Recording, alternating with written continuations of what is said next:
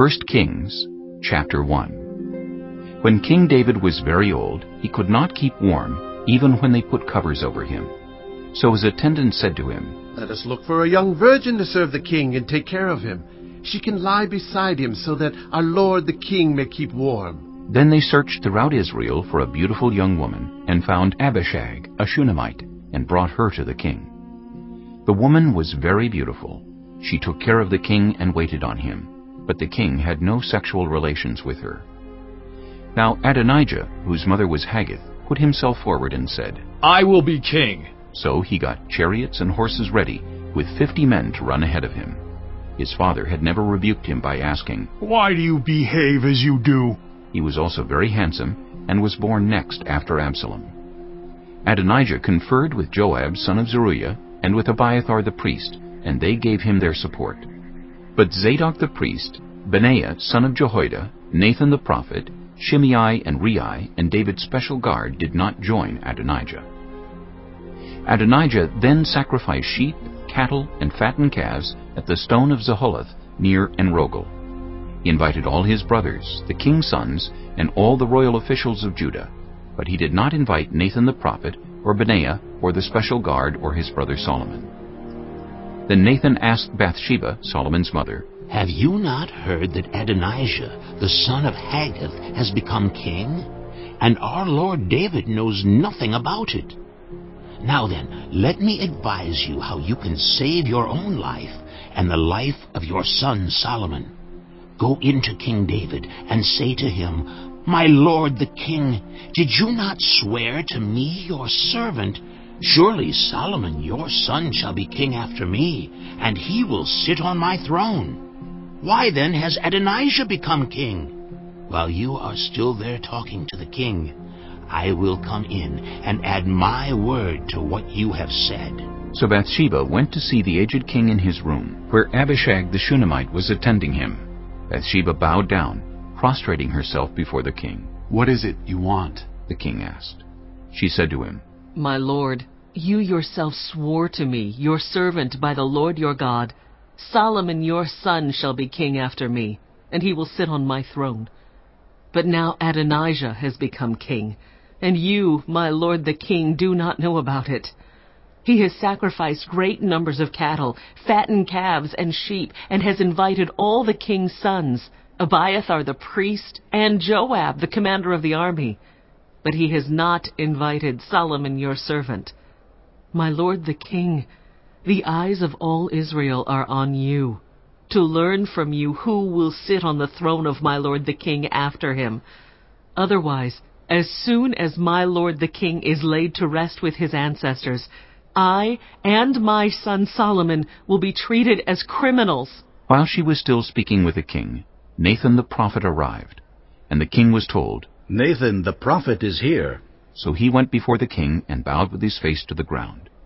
Nathan said, "Have you, my lord the king, declared that Adonijah shall be king after you, and that he will sit on your throne? Today he has gone down and sacrificed great numbers of cattle, fattened calves, and sheep. He has invited all the king's sons, the commanders of the army, and Abiathar the priest. Right now they are eating and drinking with him, and saying, 'Long live King Adonijah!' But me, your servant, and Zadok the priest, and Benaiah son of Jehoiada, and your servant Solomon he did not invite. Is this something my lord the king has done without letting his servants know who should sit on the throne of my lord the king after him?" Then King David said, "Call in Bathsheba." So she came into the king's presence and stood before him. The king then took an oath. "As surely as the Lord lives, who has delivered me out of every trouble, I will surely carry out this very day what I swore to you by the Lord, the God of Israel. Solomon your son shall be king after me, and he will sit on my throne in my place." Then Bathsheba bowed down with her face to the ground, prostrating herself before the king, and said, "May my lord King David live forever." King David said, "Call in Zadok the priest, Nathan the prophet, and Benaiah son of Jehoiada." When they came before the king, he said to them, Take your Lord's servants with you, and have Solomon my son mount my own mule, and take him down to Gihon. There have Zadok the priest and Nathan the prophet anoint him king over Israel. Blow the trumpet and shout, 'Long live King Solomon!' Then you are to go up with him, and he is to come and sit on my throne and reign in my place. I have appointed him ruler over Israel and Judah." Benaiah son of Jehoiada answered the king, Amen. May the Lord, the God of my lord the king, so declare it. As the Lord was with my lord the king, so may he be with Solomon to make his throne even greater than the throne of my lord King David.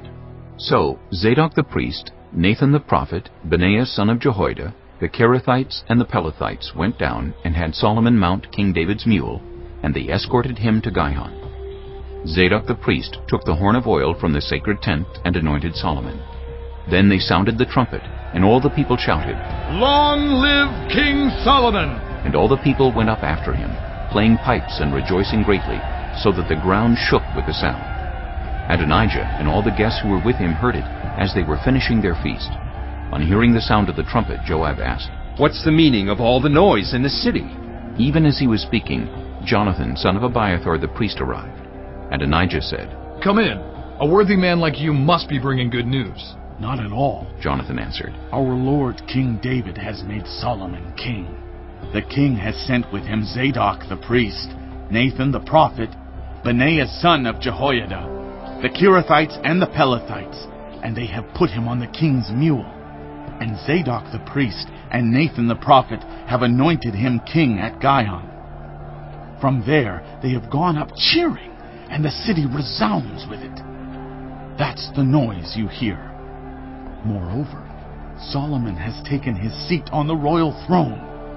Also, the royal officials have come to congratulate our Lord King David, saying, May your God make Solomon's name more famous than yours, and his throne greater than yours. And the king bowed in worship on his bed, and said, Praise be to the Lord, the God of Israel, who has allowed my eyes to see a successor on my throne today. At this, all Adonijah's guests rose in alarm and dispersed. But Adonijah, in fear of Solomon, went and took hold of the horns of the altar. Then Solomon was told, Adonijah is afraid of King Solomon and is clinging to the horns of the altar. He says, Let King Solomon swear to me today that he will not put his servant to death with the sword. Solomon replied, If he shows himself to be worthy, not a hair of his head will fall to the ground. But if evil is found in him, he will die. Then King Solomon sent men, and they brought him down from the altar. And Adonijah came and bowed down to King Solomon. And Solomon said, Go to your home. Chapter 2. When the time drew near for David to die, he gave a charge to Solomon his son. I am about to go the way of all the earth, he said.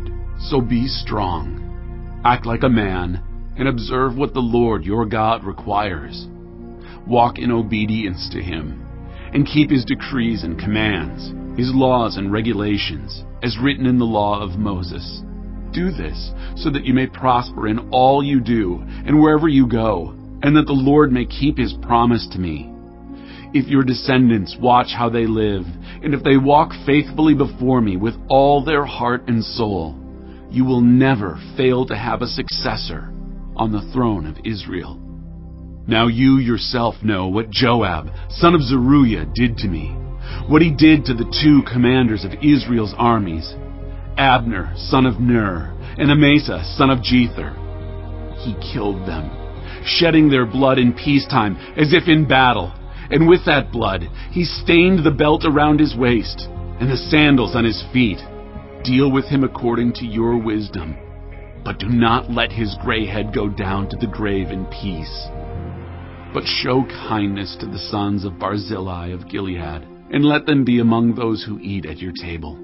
They stood by me when I fled from your brother, Absalom. And remember, you have with you Shimei, son of Gera, the Benjamite, from Baharam, who called down bitter curses on me the day I went to Mahanaim. When he came down to meet me at the Jordan, I swore to him by the Lord, I will not put you to death by the sword. But now, do not consider him innocent. You are a man of wisdom. You will know what to do to him. Bring his gray head down to the grave in blood." Then David rested with his ancestors and was buried in the city of David. He had reigned 40 years over Israel, 7 years in Hebron and 33 in Jerusalem. So Solomon sat on the throne of his father David, and his rule was firmly established. Now Adonijah the son of Haggith went to Bathsheba, Solomon's mother.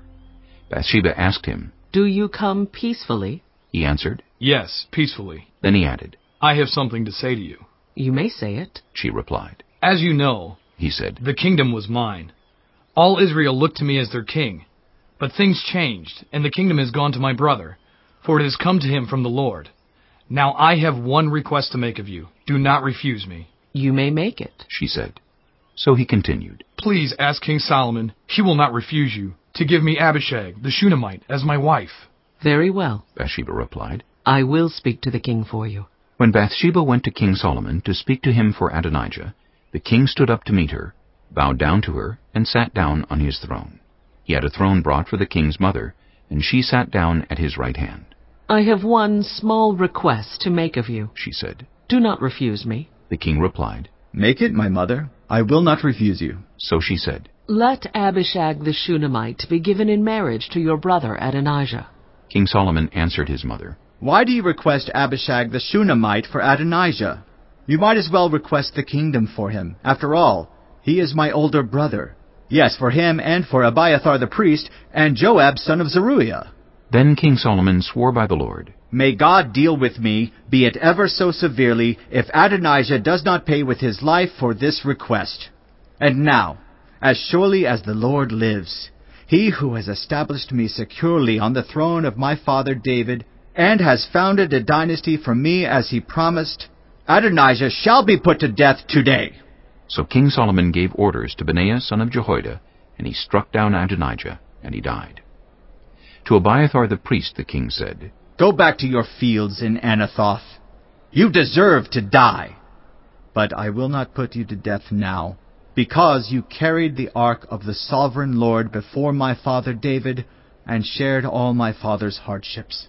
So Solomon removed Abiathar from the priesthood of the Lord, fulfilling the word the Lord had spoken at Shiloh about the house of Eli. When the news reached Joab, who had conspired with Adonijah, though not with Absalom, he fled to the tent of the Lord, and took hold of the horns of the altar.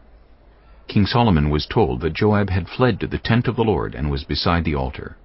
Then Solomon ordered Benaiah son of Jehoiada, "Go, strike him down." So Benaiah entered the tent of the Lord and said to Joab, "The king says, 'Come out.'" But he answered, "No, I will die here." Benaiah reported to the king. "This is how Joab answered me." Then the king commanded Benaiah, "Do as he says. Strike him down and bury him, and so clear me and my whole family of the guilt of the innocent blood that Joab shed. The Lord will repay him for the blood he shed, because without my father David knowing it, he attacked 2 men and killed them with the sword. Both of them, Abner son of Ner, commander of Israel's army, and Amasa son of Jether, commander of Judah's army, were better men and more upright than he. May the guilt of their blood rest on the head of Joab and his descendants forever. But on David and his descendants, his house and his throne, may there be the Lord's peace forever." So Benaiah son of Jehoiada went up and struck down Joab and killed him, and he was buried at his home out in the country. The king put Benaiah son of Jehoiada over the army in Joab's position, and replaced Abiathar with Zadok the priest.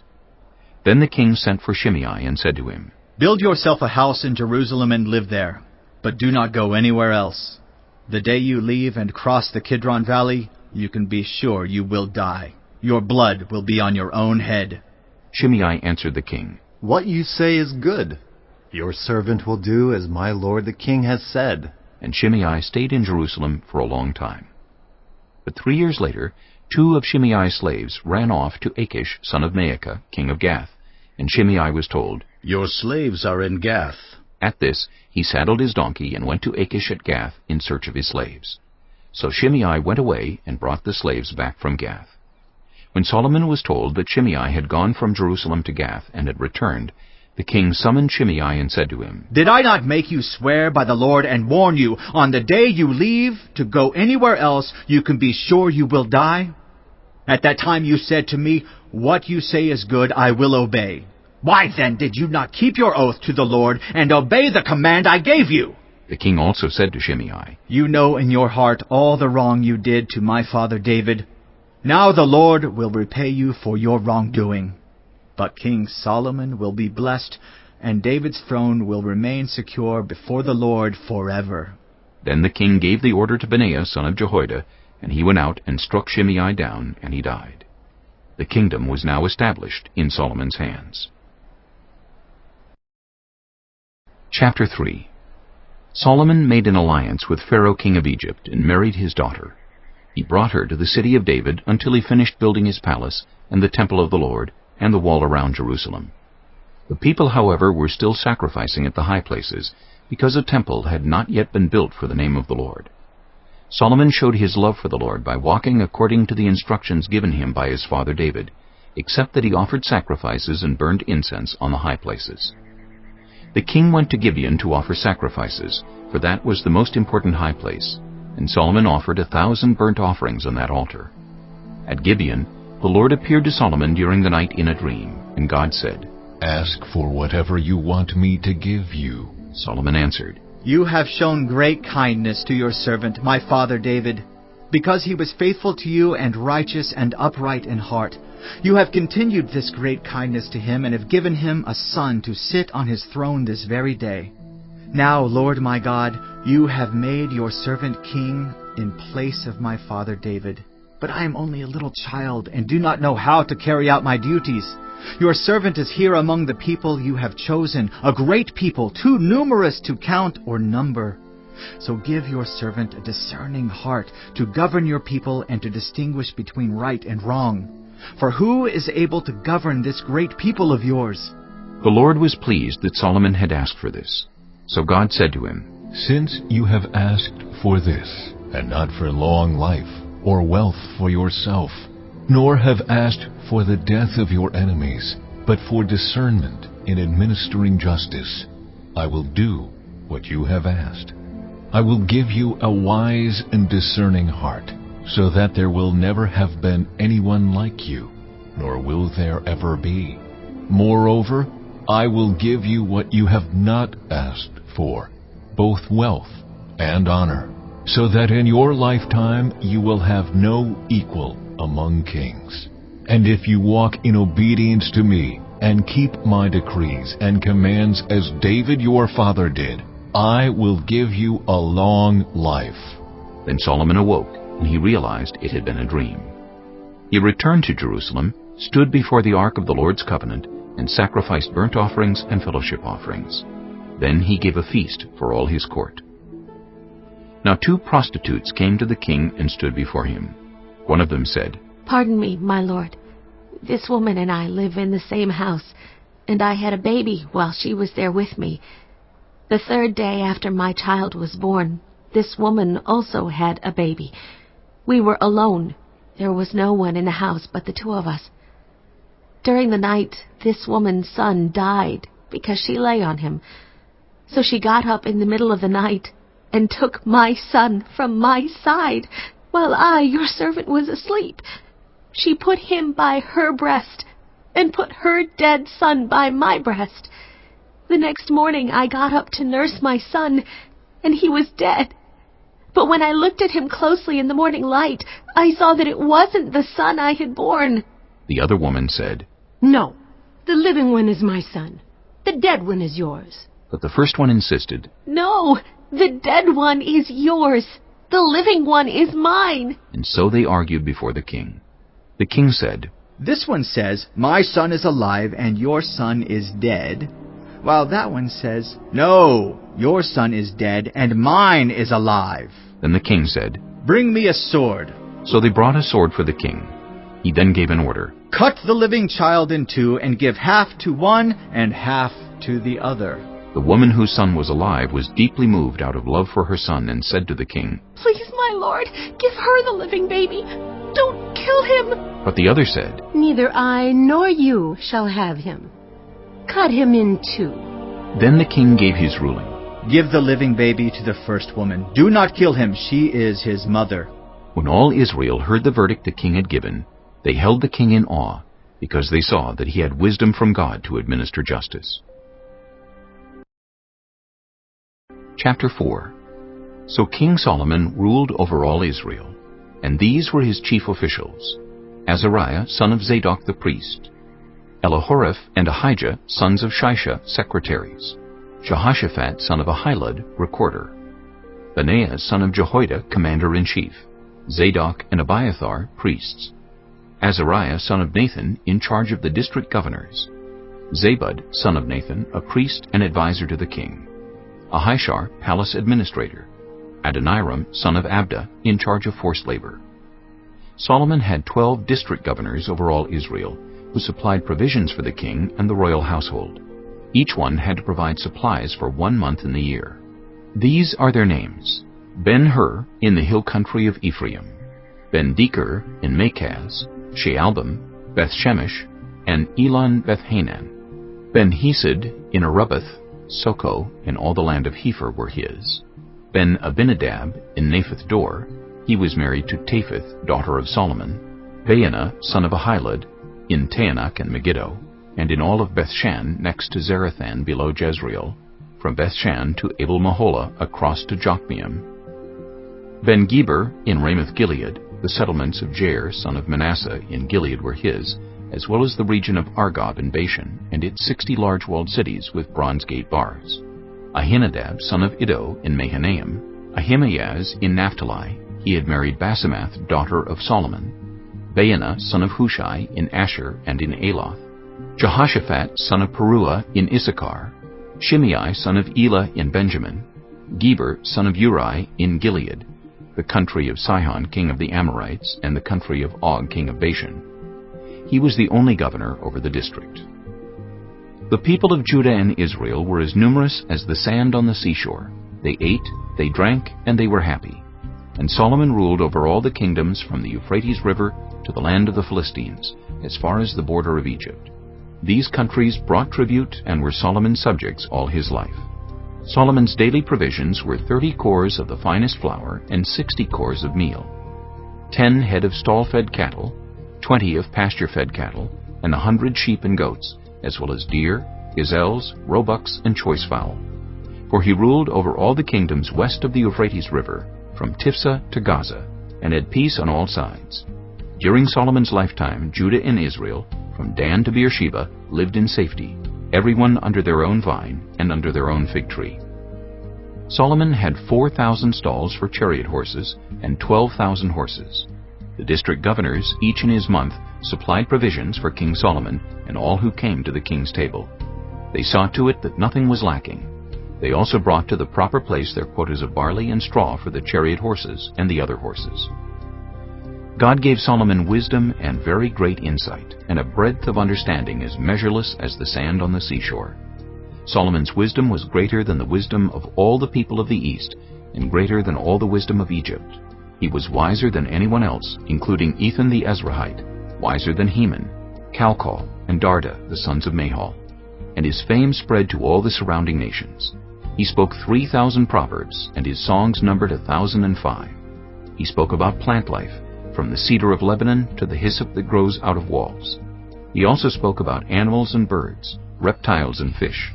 From all nations people came to listen to Solomon's wisdom, sent by all the kings of the world who had heard of his wisdom. Chapter 5. When Hiram king of Tyre heard that Solomon had been anointed king to succeed his father David, he sent his envoys to Solomon, because he had always been on friendly terms with David. Solomon sent back this message to Hiram. You know that because of the wars waged against my father David from all sides, he could not build a temple for the name of the Lord his God until the Lord put his enemies under his feet. But now the Lord my God has given me rest on every side, and there is no adversary or disaster. I intend, therefore, to build a temple for the name of the Lord my God, as the Lord told my father David when he said, Your son, whom I will put on the throne in your place, will build the temple for my name. So give orders that cedars of Lebanon be cut for me. My men will work with yours, and I will pay you for your men whatever wages you set. You know that we have no one so skilled in felling timber as the Sidonians." When Hiram heard Solomon's message, he was greatly pleased and said, "Praise be to the Lord today, for he has given David a wise son to rule over this great nation." So Hiram sent word to Solomon, "I have received the message you sent me, and will do all you want in providing the cedar and juniper logs. My men will haul them down from Lebanon to the Mediterranean Sea, and I will float them as rafts by sea to the place you specify. There I will separate them, and you can take them away. And you are to grant my wish by providing food for my royal household." In this way, Hiram kept Solomon supplied with all the cedar and juniper logs he wanted, and Solomon gave Hiram 20,000 cores of wheat as food for his household, in addition to 20,000 baths of pressed olive oil. Solomon continued to do this for Hiram year after year.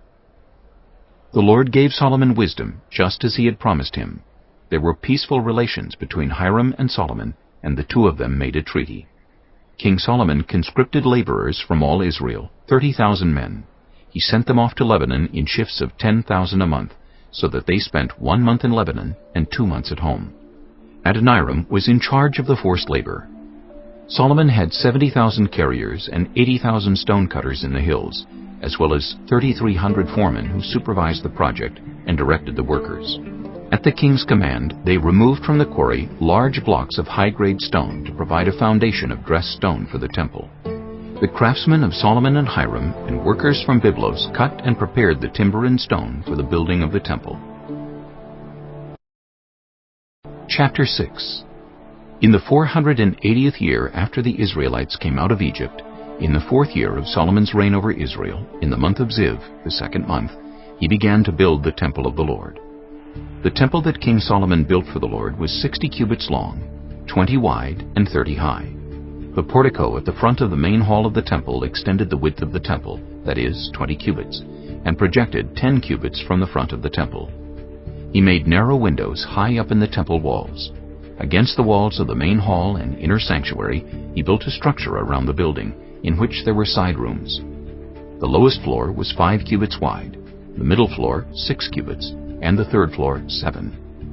He made offset ledges around the outside of the temple so that nothing would be inserted into the temple walls. In building the temple, only blocks dressed at the quarry were used, and no hammer, chisel, or any other iron tool was heard at the temple site while it was being built. The entrance to the lowest floor was on the south side of the temple. A stairway led up to the middle level, and from there to the third.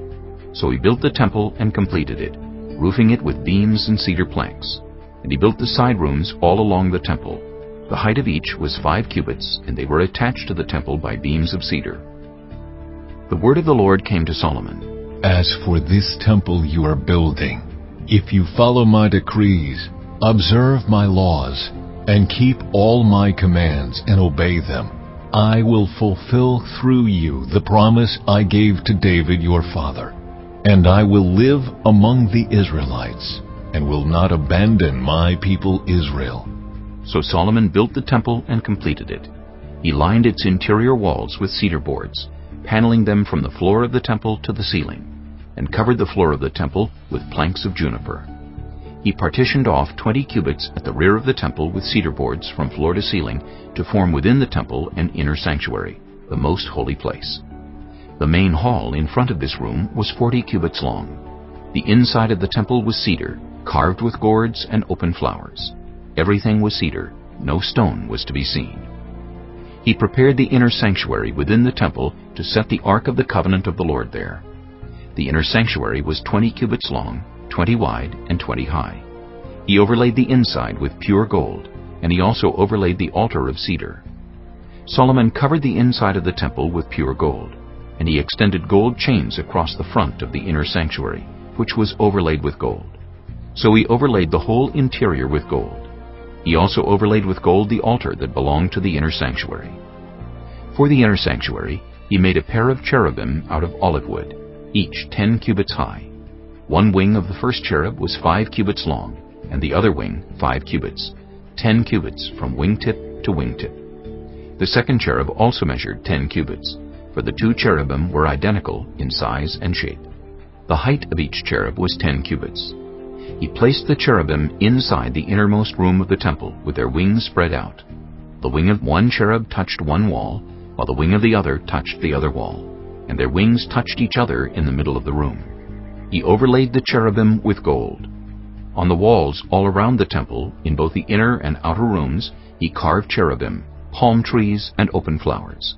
He also covered the floors of both the inner and outer rooms of the temple with gold. For the entrance to the inner sanctuary, he made doors out of olive wood that were 1/5 of the width of the sanctuary. And on the 2 olive wood doors he carved cherubim, palm trees, and open flowers, and overlaid the cherubim and palm trees with hammered gold. In the same way, for the entrance to the main hall, he made door frames out of olive wood that were 1/4 of the width of the hall. He also made 2 doors out of juniper wood, each having 2 leaves that turned in sockets. He carved cherubim, palm trees, and open flowers on them, and overlaid them with gold hammered evenly over the carvings. And he built the inner courtyard of 3 courses of dressed stone and 1 course of trimmed cedar beams.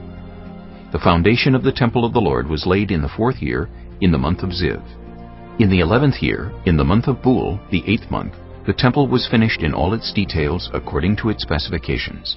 He had spent 7 years building it. Chapter 7. It took Solomon 13 years, however, to complete the construction of his palace. He built the palace of the forest of Lebanon 100 cubits long, 50 wide, and 30 high, with 4 rows of cedar columns supporting trimmed cedar beams. It was roofed with cedar above the beams that rested on the columns, 45 beams, 15 to a row. Its windows were placed high in sets of 3, facing each other. All the doorways had rectangular frames. They were in the front part in sets of 3, facing each other.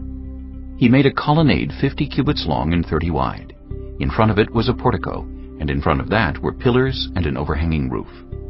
He built the throne hall, the hall of justice, where he was to judge, and he covered it with cedar from floor to ceiling. And the palace in which he was to live, set farther back, was similar in design. Solomon also made a palace like this hall for Pharaoh's daughter, whom he had married. All these structures, from the outside to the great courtyard, and from foundation to eaves, were made of blocks of high-grade stone cut to size and smoothed on their inner and outer faces. The foundations were laid with large stones of good quality, some measuring 10 cubits and some 8. Above were high-grade stones cut to size and cedar beams. The great courtyard was surrounded by a wall of 3 courses of dressed stone and 1 course of trimmed cedar beams, as was the inner courtyard of the temple of the Lord with its portico. King Solomon sent to Tyre and brought Huram, whose mother was a widow from the tribe of Naphtali, and whose father was from Tyre, and a skilled craftsman in bronze. Huram was filled with wisdom, with understanding, and with knowledge to do all kinds of bronze work. He came to King Solomon and did all the work assigned to him. He cast 2 bronze pillars, each 18 cubits high and 12 cubits in circumference. He also made 2 capitals of cast bronze to set on the tops of the pillars. Each capital was 5 cubits high. A network of interwoven chains adorned the capitals on top of the pillars, 7 for each capital. He made pomegranates in 2 rows encircling each network to decorate the capitals on top of the pillars.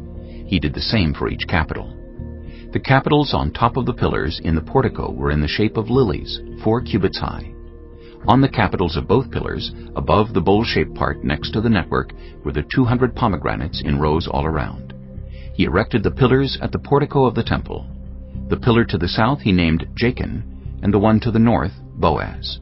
The capitals on top were in the shape of lilies, and so the work on the pillars was completed.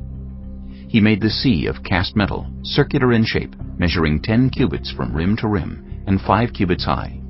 It took a line of 30 cubits to measure around it. Below the rim, gourds encircled it, 10 to a cubit. The gourds were cast in 2 rows in 1 piece with the sea. The sea stood on 12 bulls, 3 facing north, 3 facing west, 3 facing south, and 3 facing east. The sea rested on top of them, and their hindquarters were toward the center. It was a handbreadth in thickness, and its rim was like the rim of a cup, like a lily blossom. It held 2,000 baths. He also made 10 movable stands of bronze. Each was 4 cubits long, 4 wide, and 3 high. This is how the stands were made. They had side panels attached to uprights.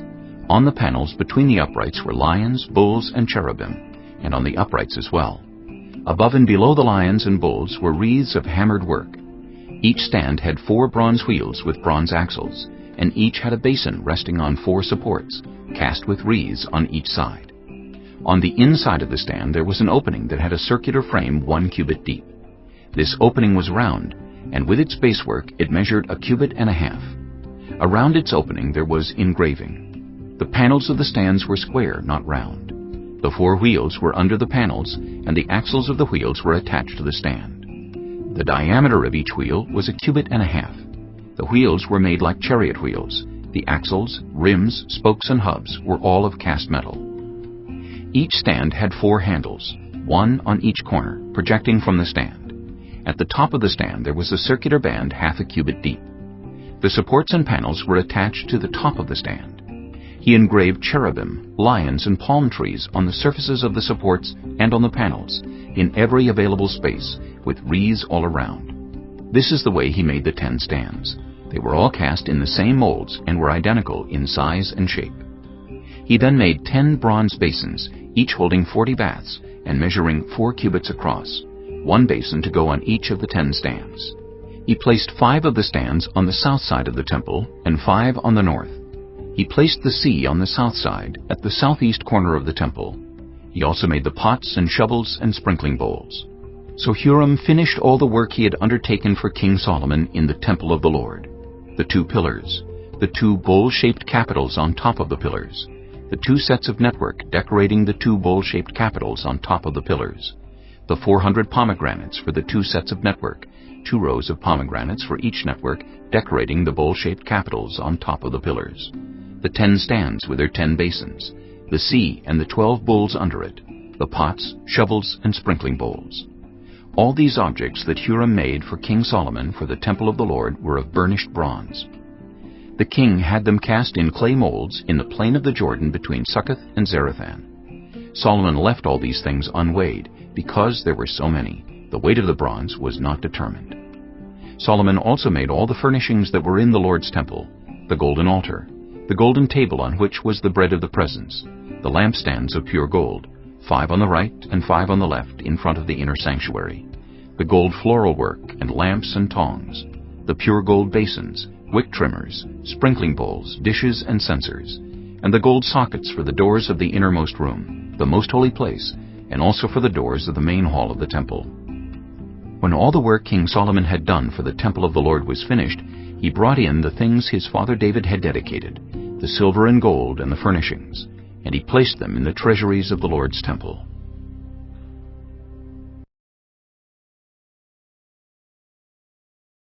Chapter 8. Then King Solomon summoned into his presence at Jerusalem the elders of Israel, all the heads of the tribes and the chiefs of the Israelite families, to bring up the ark of the Lord's covenant from Zion, the city of David. All the Israelites came together to King Solomon at the time of the festival in the month of Ethanim, the 7th month. When all the elders of Israel had arrived, the priests took up the ark, and they brought up the ark of the Lord, and the tent of meeting, and all the sacred furnishings in it. The priests and Levites carried them up, and King Solomon and the entire assembly of Israel that had gathered about him were before the ark, sacrificing so many sheep and cattle that they could not be recorded or counted. The priests then brought the ark of the Lord's covenant to its place in the inner sanctuary of the temple, the most holy place, and put it beneath the wings of the cherubim. The cherubim spread their wings over the place of the ark and overshadowed the ark and its carrying poles. These poles were so long that their ends could be seen from the holy place in front of the inner sanctuary, but not from outside the holy place, and they are still there today. There was nothing in the ark except the 2 stone tablets that Moses had placed in it at Horeb, where the Lord made a covenant with the Israelites after they came out of Egypt. When the priests withdrew from the holy place, the cloud filled the temple of the Lord, and the priests could not perform their service because of the cloud, for the glory of the Lord filled his temple. Then Solomon said, "The Lord has said that he would dwell in a dark cloud. I have indeed built a magnificent temple for you, a place for you to dwell forever." While the whole assembly of Israel was standing there, the king turned around and blessed them. Then he said, "Praise be to the Lord, the God of Israel, who with his own hand has fulfilled what he promised with his own mouth to my father David. For he said, Since the day I brought my people Israel out of Egypt, I have not chosen a city in any tribe of Israel to have a temple built, so that my name might be there. But I have chosen David to rule my people Israel. My father David had it in his heart to build a temple for the name of the Lord, the God of Israel. But the Lord said to my father David, You did well to have it in your heart to build a temple for my name. Nevertheless, you are not the one to build the temple, but your son, your own flesh and blood. He is the one who will build the temple for my name. The Lord has kept the promise he made. I have succeeded David my father, and now I sit on the throne of Israel, just as the Lord promised, and I have built the temple for the name of the Lord, the God of Israel. I have provided a place there for the ark, in which is the covenant of the Lord that he made with our ancestors when he brought them out of Egypt. Then Solomon stood before the altar of the Lord in front of the whole assembly of Israel, spread out his hands toward heaven, and said, Lord, the God of Israel, there is no God like you in heaven above or on earth below. You who keep your covenant of love with your servants, who continue wholeheartedly in your way. You have kept your promise to your servant David my father. With your mouth you have promised, and with your hand you have fulfilled it, as it is today. Now, Lord, the God of Israel, keep for your servant David, my father, the promises you made to him when you said, You shall never fail to have a successor to sit before me on the throne of Israel. If only your descendants are careful in all they do to walk before me faithfully as you have done. And now, God of Israel, let your word that you promised your servant David, my father, come true. But will God really dwell on earth? The heavens, even the highest heaven, cannot contain you. How much less this temple I have built? Yet give attention to your servant's prayer and his plea for mercy, Lord my God. Hear the cry and the prayer that your servant is praying in your presence this day. May your eyes be open toward this temple night and day, this place of which you said, My name shall be there, so that you will hear the prayer your servant prays toward this place. Hear the supplication of your servant and of your people Israel when they pray toward this place. Hear from heaven your dwelling place, and when you hear, forgive. When anyone wrongs their neighbor and is required to take an oath, and they come and swear the oath before your altar in this temple, then hear from heaven and act.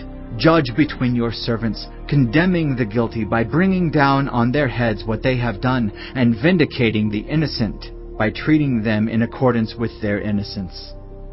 When your people Israel have been defeated by an enemy because they have sinned against you, and when they turn back to you and give praise to your name, praying and making supplication to you in this temple, then hear from heaven and forgive the sin of your people Israel, and bring them back to the land you gave to their ancestors. When the heavens are shut up, and there is no rain because your people have sinned against you, and when they pray toward this place and give praise to your name and turn from their sin because you have afflicted them, then hear from heaven and forgive the sin of your servants, your people Israel. Teach them the right way to live, and send rain on the land you gave your people for an inheritance. When famine or plague comes to the land, or blight or mildew, locusts or grasshoppers, or when an enemy besieges them in any of their cities, whatever disaster or disease may come, and when a prayer or plea is made by anyone among your people Israel, being aware of the afflictions of their own hearts, and spreading out their hands toward this temple, then hear from heaven your dwelling place. Forgive and act. Deal with everyone according to all they do, since you know their hearts, for you alone know every human heart, so that they will fear you all the time they live in the land you gave our ancestors. As for the foreigner who does not belong to your people Israel, but has come from a distant land because of your name, for they will hear of your great name and your mighty hand and your outstretched arm, when they come and pray toward this temple, then hear from heaven your dwelling place. Do whatever the foreigner asks of you, so that all the peoples of the earth may know your name and fear you, as do your own people Israel, and may know that this house I have built bears your name. When your people go to war against their enemies, wherever you send them, and when they pray to the Lord toward the city you have chosen and the temple I have built for your name, then hear from heaven their prayer and their plea, and uphold their cause. When they sin against you, for there is no one who does not sin, and you become angry with them, and give them over to their enemies, who take them captive to their own lands, far away or near, and if they have a change of heart in the land where they are held captive, and repent and plead with you in the land of their captors, and say, We have sinned, we have done wrong, we have acted wickedly, and if they turn back to you with all their heart and soul in the land of their enemies who took them captive, and pray to you toward the land you gave their ancestors, toward the city you have chosen and the temple I have built for your name, then from heaven, your dwelling place, hear their prayer and their plea, and uphold their cause, and forgive your people who have sinned against you. Forgive all the offenses they have committed against you, and cause their captors to show them mercy. For they are your people and your inheritance, whom you brought out of Egypt, out of that iron smelting furnace. May your eyes be open to your servant's plea and to the plea of your people Israel. And may you listen to them whenever they cry out to you. For you singled them out from all the nations of the world to be your own inheritance, just as you declared through your servant Moses when you, sovereign Lord, brought our ancestors out of Egypt. When Solomon had finished all these prayers and supplications to the Lord, he rose from before the altar of the Lord, where he had been kneeling with his hands spread out toward heaven. He stood and blessed the whole assembly of Israel in a loud voice, saying, Praise be to the Lord, who has given rest to his people Israel, just as he promised. Not one word has failed of all the good promises he gave through his servant Moses. May the Lord our God be with us, as he was with our ancestors. May he never leave us nor forsake us. May he turn our hearts to him, to walk in obedience to him, and keep the commands, decrees, and laws he gave our ancestors. And may these words of mine, which I have prayed before the Lord, be near to the Lord our God day and night, that he may uphold the cause of his servant and the cause of his people Israel according to each day's need, so that all the peoples of the earth may know that the Lord is God, and that there is no other.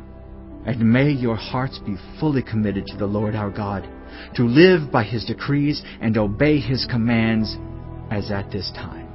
Then the king and all Israel with him offered sacrifices before the Lord. Solomon offered a sacrifice of fellowship offerings to the Lord, 22,000 cattle and 120,000 sheep and goats. So the king and all the Israelites dedicated the temple of the Lord.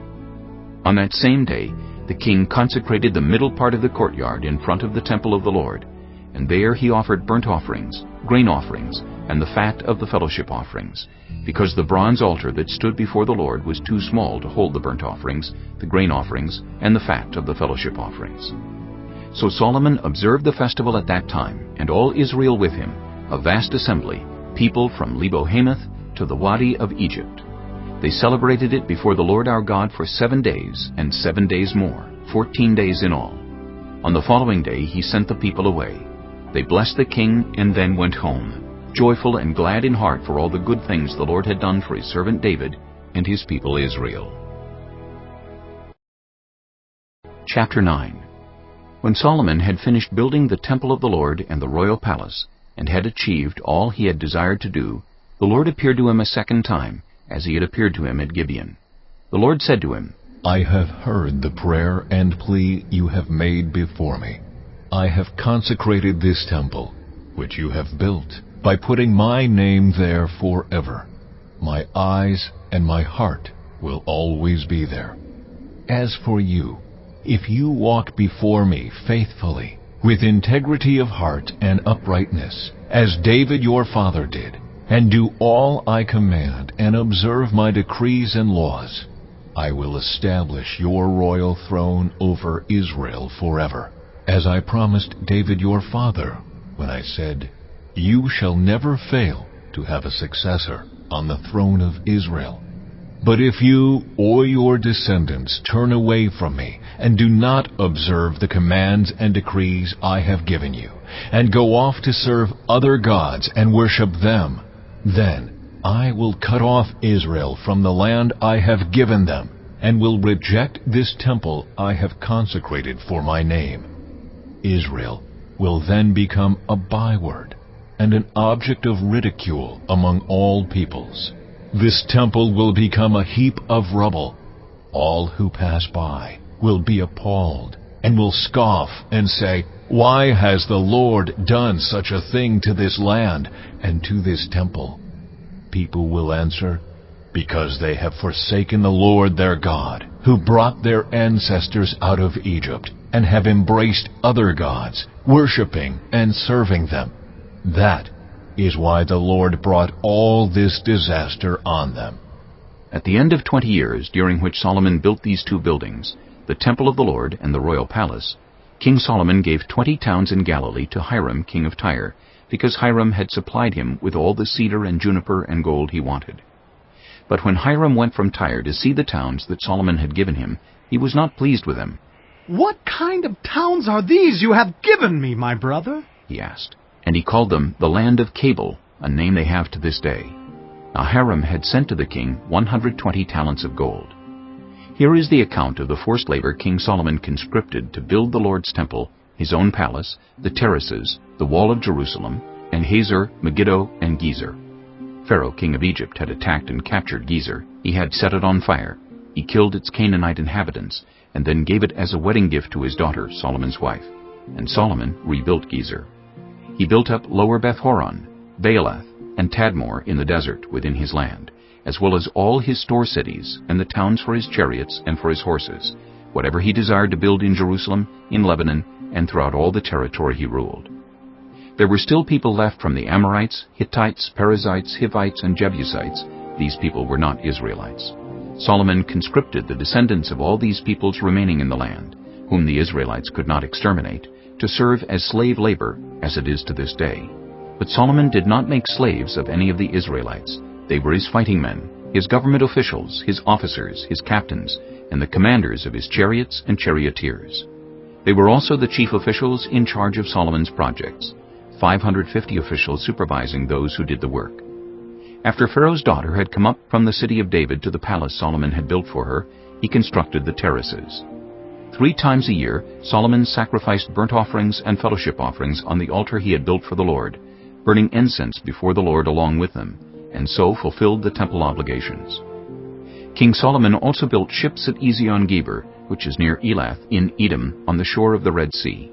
And Hiram sent his men, sailors who knew the sea, to serve in the fleet with Solomon's men. They sailed to Ophir and brought back 420 talents of gold, which they delivered to King Solomon. Chapter 10. When the queen of Sheba heard about the fame of Solomon and his relationship to the Lord, she came to test Solomon with hard questions. Arriving at Jerusalem with a very great caravan, with camels carrying spices, large quantities of gold and precious stones, she came to Solomon and talked with him about all that she had on her mind. Solomon answered all her questions. Nothing was too hard for the king to explain to her. When the queen of Sheba saw all the wisdom of Solomon and the palace he had built, the food on his table, the seating of his officials, the attending servants in their robes, his cupbearers, and the burnt offerings he made at the temple of the Lord, she was overwhelmed. She said to the king, "The report I heard in my own country about your achievements and your wisdom is true. But I did not believe these things until I came and saw with my own eyes. Indeed, not even half was told me. In wisdom and wealth you have far exceeded the report I heard. How happy your people must be! How happy your officials who continually stand before you and hear your wisdom! Praise be to the Lord your God, who was delighted in you and placed you on the throne of Israel. Because of the Lord's eternal love for Israel, he has made you king to maintain justice and righteousness." And And she gave the king 120 talents of gold, large quantities of spices and precious stones. Never again were so many spices brought in as those the queen of Sheba gave to King Solomon. Hiram's ships brought gold from Ophir, and from there they brought great cargoes of almug wood and precious stones. The king used the almug wood to make supports for the temple of the Lord and for the royal palace, and to make harps and lyres for the musicians. So much almug wood has never been imported or seen since that day. King Solomon gave the queen of Sheba all she desired and asked for, besides what he had given her out of his royal bounty. Then she left and returned with her retinue to her own country. The weight of the gold that Solomon received yearly was 666 talents, not including the revenues from merchants and traders, and from all the Arabian kings and the governors of the territories. King Solomon made 200 large shields of hammered gold. 600 shekels of gold went into each shield. He also made 300 small shields of hammered gold, with 3 minas of gold in each shield. The king put them in the palace of the forest of Lebanon. Then the king made a great throne covered with ivory and overlaid with fine gold. The throne had 6 steps, and its back had a rounded top. On both sides of the seat were armrests, with a lion standing beside each of them. 12 lions stood on the 6 steps, one at either end of each step. Nothing like it had ever been made for any other kingdom. All King Solomon's goblets were gold, and all the household articles in the palace of the forest of Lebanon were pure gold. Nothing was made of silver, because silver was considered of little value in Solomon's days. The king had a fleet of trading ships at sea along with the ships of Hiram. Once every 3 years it returned, carrying gold, silver, and ivory, and apes and baboons. King Solomon was greater in riches and wisdom than all the other kings of the earth. The whole world sought audience with Solomon to hear the wisdom God had put in his heart. Year after year, everyone who came brought a gift, articles of silver and gold, robes, weapons and spices, and horses and mules. Solomon accumulated chariots and horses. He had 1,400 chariots and 12,000 horses, which he kept in the chariot cities, and also with him in Jerusalem. The king made silver as common in Jerusalem as stones, and cedar as plentiful as sycamore fig trees in the foothills. Solomon's horses were imported from Egypt and from Cuwe. The royal merchants purchased them from Cuwe at the current price. They imported a chariot from Egypt for 600 shekels of silver, and a horse for 150. They also exported them to all the kings of the Hittites and of the Arameans. Chapter 11. King Solomon, however, loved many foreign women besides Pharaoh's daughter, Moabites, Ammonites, Edomites, Sidonians, and Hittites. They were from nations about which the Lord had told the Israelites, "You must not intermarry with them, because they will surely turn your hearts after their gods." Nevertheless, Solomon held fast to them in love. He had 700 wives of royal birth and 300 concubines, and his wives led him astray. As Solomon grew old, his wives turned his heart after other gods, and his heart was not fully devoted to the Lord his God, as the heart of David his father had been. He followed Ashtoreth, the goddess of the Sidonians, and Molech, the detestable god of the Ammonites. So Solomon did evil in the eyes of the Lord. He did not follow the Lord completely, as David his father had done. On a hill east of Jerusalem, Solomon built a high place for Chemosh, the detestable god of Moab, and for Molech, the detestable god of the Ammonites. He did the same for all his foreign wives, who burned incense and offered sacrifices to their gods. The Lord became angry with Solomon because his heart had turned away from the Lord, the God of Israel, who had appeared to him twice. Although he had forbidden Solomon to follow other gods, Solomon did not keep the Lord's command. So the Lord said to Solomon, "Since this is your attitude, and you have not kept my covenant and my decrees, which I commanded you, I will most certainly tear the kingdom away from you and give it to one of your subordinates. Nevertheless, for the sake of David your father, I will not do it during your lifetime. I will tear it out of the hand of your son. Yet I will not tear the whole kingdom from him, but will give him one tribe, for the sake of David my servant, and for the sake of Jerusalem, which I have chosen." Then the Lord raised up against Solomon an adversary, Hadad the Edomite, from the royal line of Edom. Earlier, when David was fighting with Edom, Joab the commander of the army, who had gone up to bury the dead, had struck down all the men in Edom.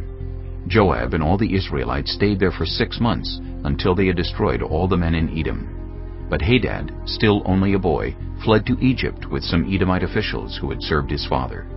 They set out from Midian and went to Paran. Then, taking people from Paran with them, they went to Egypt, to Pharaoh, king of Egypt, who gave Hadad a house and land and provided him with food. Pharaoh was so pleased with Hadad that he gave him a sister of his own wife, Queen Tahpenes, in marriage. The sister of Tahpenes bore him a son named Genubath, whom Tahpenes brought up in the royal palace. There Genubath lived with Pharaoh's own children. While he was in Egypt, Hadad heard that David rested with his ancestors, and that Joab, the commander of the army, was also dead. Then Hadad said to Pharaoh, "Let me go, that I may return to my own country." "What have you lacked here that you want to go back to your own country?" Pharaoh asked. "Nothing," Hadad replied. "But do let me go." And God raised up against Solomon another adversary, Rezin, son of Eliada, who had fled from his master, Hadadezer, king of Zobah. When David destroyed Zobah's army, Rezin gathered a band of men around him and became their leader. They went to Damascus, where they settled and took control. Rezin was Israel's adversary as long as Solomon lived, adding to the trouble caused by Hadad. So Rezin ruled in Aram and was hostile toward Israel. Also, Jeroboam, son of Nebat, rebelled against the king. He was one of Solomon's officials, an Ephraimite from Zerida, and his mother was a widow named Zeruiah. Here is the account of how he rebelled against the king. Solomon had built the terraces and had filled in the gap in the wall of the city of David his father. Now Jeroboam was a man of standing, and when Solomon saw how well the young man did his work, he put him in charge of the whole labor force of the tribes of Joseph. About that time, Jeroboam was going out of Jerusalem, and Ahijah the prophet of Shiloh met him on the way, wearing a new cloak. The two of them were alone out in the country, and Ahijah took hold of the new cloak he was wearing, and tore it into 12 pieces. Then he said to Jeroboam, "Take 10 pieces for yourself, for this is what the Lord, the God of Israel, says. See, I am going to tear the kingdom out of Solomon's hand, and give you 10 tribes. But for the sake of my servant David, and the city of Jerusalem, which I have chosen out of all the tribes of Israel, he will have 1 tribe. I will do this because they have forsaken me and worshipped Ashtoreth, the goddess of the Sidonians, Chemosh, the god of the Moabites, and Molech, the god of the Ammonites, and have not walked in obedience to me, nor done what is right in my eyes, nor kept my decrees and laws as David, Solomon's father, did. But I will not take the whole kingdom out of Solomon's hand. I have made him ruler all the days of his life for the sake of David, my servant, whom I chose, and who obeyed my commands and decrees. I will take the kingdom from his son's hands and give you 10 tribes. I will give 1 tribe to his son, so that David, my servant, may always have a lamp before me in Jerusalem, the city where I chose to put my name. However, as for you, I will take you, and you will rule over all that your heart desires. You will be king over Israel, if you do whatever I command you, and walk in obedience to me, and do what is right in my eyes, by obeying my decrees and commands, as David my servant did. I will be with you. I will build you a dynasty as enduring as the one I built for David, and will give Israel to you. I will humble David's descendants because of this, but not forever." Solomon tried to kill Jeroboam, but Jeroboam fled to Egypt, to Shishak the king, and stayed there until Solomon's death. As for the other events of Solomon's reign, all he did, and the wisdom he displayed, are they not written in the book of the Annals of Solomon? Solomon reigned in Jerusalem over all Israel 40 years. Then he rested with his ancestors, and was buried in the city of David his father. And Rehoboam his son succeeded him as king. Chapter 12. Rehoboam went to Shechem, for all Israel had gone there to make him king. When Jeroboam son of Nebat heard this, he was still in Egypt, where he had fled from King Solomon, he returned from Egypt. So they sent for Jeroboam, and he and the whole assembly of Israel went to Rehoboam and said to him, "Your father put a heavy yoke on us, but now Lighten the harsh labor and the heavy yoke he put on us, and we will serve you. Rehoboam answered, Go away for 3 days, and then come back to me. So the people went away. Then King Rehoboam consulted the elders who had served his father Solomon during his lifetime. How would you advise me to answer these people? He asked. They replied, If today you will be a servant to these people and serve them and give them a favorable answer, they will always be your servants. But Rehoboam rejected the advice the elders gave him, and consulted the young men who had grown up with him and were serving him. He asked them, What is your advice? How should we answer these people who say to me, Lighten the yoke your father put on us? The young men who had grown up with him replied, These people have said to you, Your father put a heavy yoke on us, but make our yoke lighter. Now tell them, My little finger is thicker than my father's waist. My father laid on you a heavy yoke. I will make it even heavier. My father scourged you with whips. I will scourge you with scorpions. 3 days later, Jeroboam and all the people returned to Rehoboam, as the king had said. Come back to me in 3 days. The king answered the people harshly. Rejecting the advice given him by the elders, he followed the advice of the young men and said, My father made your yoke heavy. I will make it even heavier. My father scourged you with whips. I will scourge you with scorpions. So the king did not listen to the people, for this turn of events was from the Lord, to fulfill the word the Lord had spoken to Jeroboam son of Nebat through Ahijah the Shilonite. When all Israel saw that the king refused to listen to them, they answered the king, What share do we have in David? What part in Jesse's son? To your tents, Israel. Look after your own house, David. So the Israelites went home. But as for the Israelites who were living in the towns of Judah, Rehoboam still ruled over them. King Rehoboam sent out Adoniram, who was in charge of forced labor, but all Israel stoned him to death. King Rehoboam, however, managed to get into his chariot and escape to Jerusalem. So Israel has been in rebellion against the house of David to this day. When all the Israelites heard that Jeroboam had returned, they sent and called him to the assembly and made him king over all Israel. Only the tribe of Judah remained loyal to the house of David. When Rehoboam arrived in Jerusalem, he mustered all Judah and the tribe of Benjamin, 180,000 able young men, to go to war against Israel and to regain the kingdom for Rehoboam son of Solomon. But this word of God came to Shemaiah the man of God. Say to Rehoboam, son of Solomon, king of Judah, to all Judah and Benjamin, and to the rest of the people, This is what the Lord says. Do not go up to fight against your brothers the Israelites. Go home, every one of you, for this is my doing. So they obeyed the word of the Lord and went home again, as the Lord had ordered. Then Jeroboam fortified Shechem in the hill country of Ephraim and lived there. From there he went out and built up Peniel. Jeroboam thought to himself, The kingdom will now likely revert to the house of David. If these people go up to offer sacrifices at the temple of the Lord in Jerusalem, they will again give their allegiance to their lord Rehoboam, king of Judah. They will kill me and return to King Rehoboam. After seeking advice, the king made 2 golden calves. He said to the people, It is too much for you to go up to Jerusalem. Here are your gods, Israel, who brought you up out of Egypt. One he set up in Bethel, and the other in Dan. And this thing became a sin. The people came to worship the one at Bethel, and went as far as Dan to worship the other. Jeroboam built shrines on high places, and appointed priests from all sorts of people, even though they were not Levites.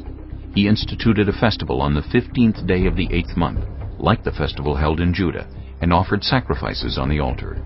This he did in Bethel, sacrificing to the calves he had made. And at Bethel he also installed priests at the high places he had made. On the 15th day of the 8th month, a month of his own choosing, he offered sacrifices on the altar he had built at Bethel. So he instituted the festival for the Israelites, and went up to the altar to make offerings. Chapter 13. By the word of the Lord, a man of God came from Judah to Bethel, as Jeroboam was standing by the altar to make an offering.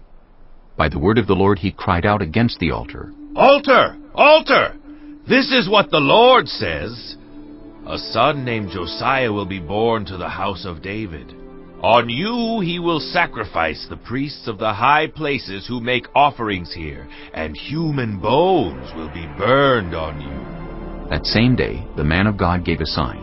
This is the sign the Lord has declared. The altar will be split apart, and the ashes on it will be poured out.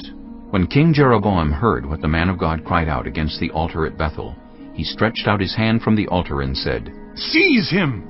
But the hand he stretched out toward the man shriveled up, so that he could not pull it back. Also, the altar was split apart, and its ashes poured out according to the sign given by the man of God, by the word of the Lord. Then the king said to the man of God, "Intercede with the Lord your God, and pray for me, that my hand may be restored."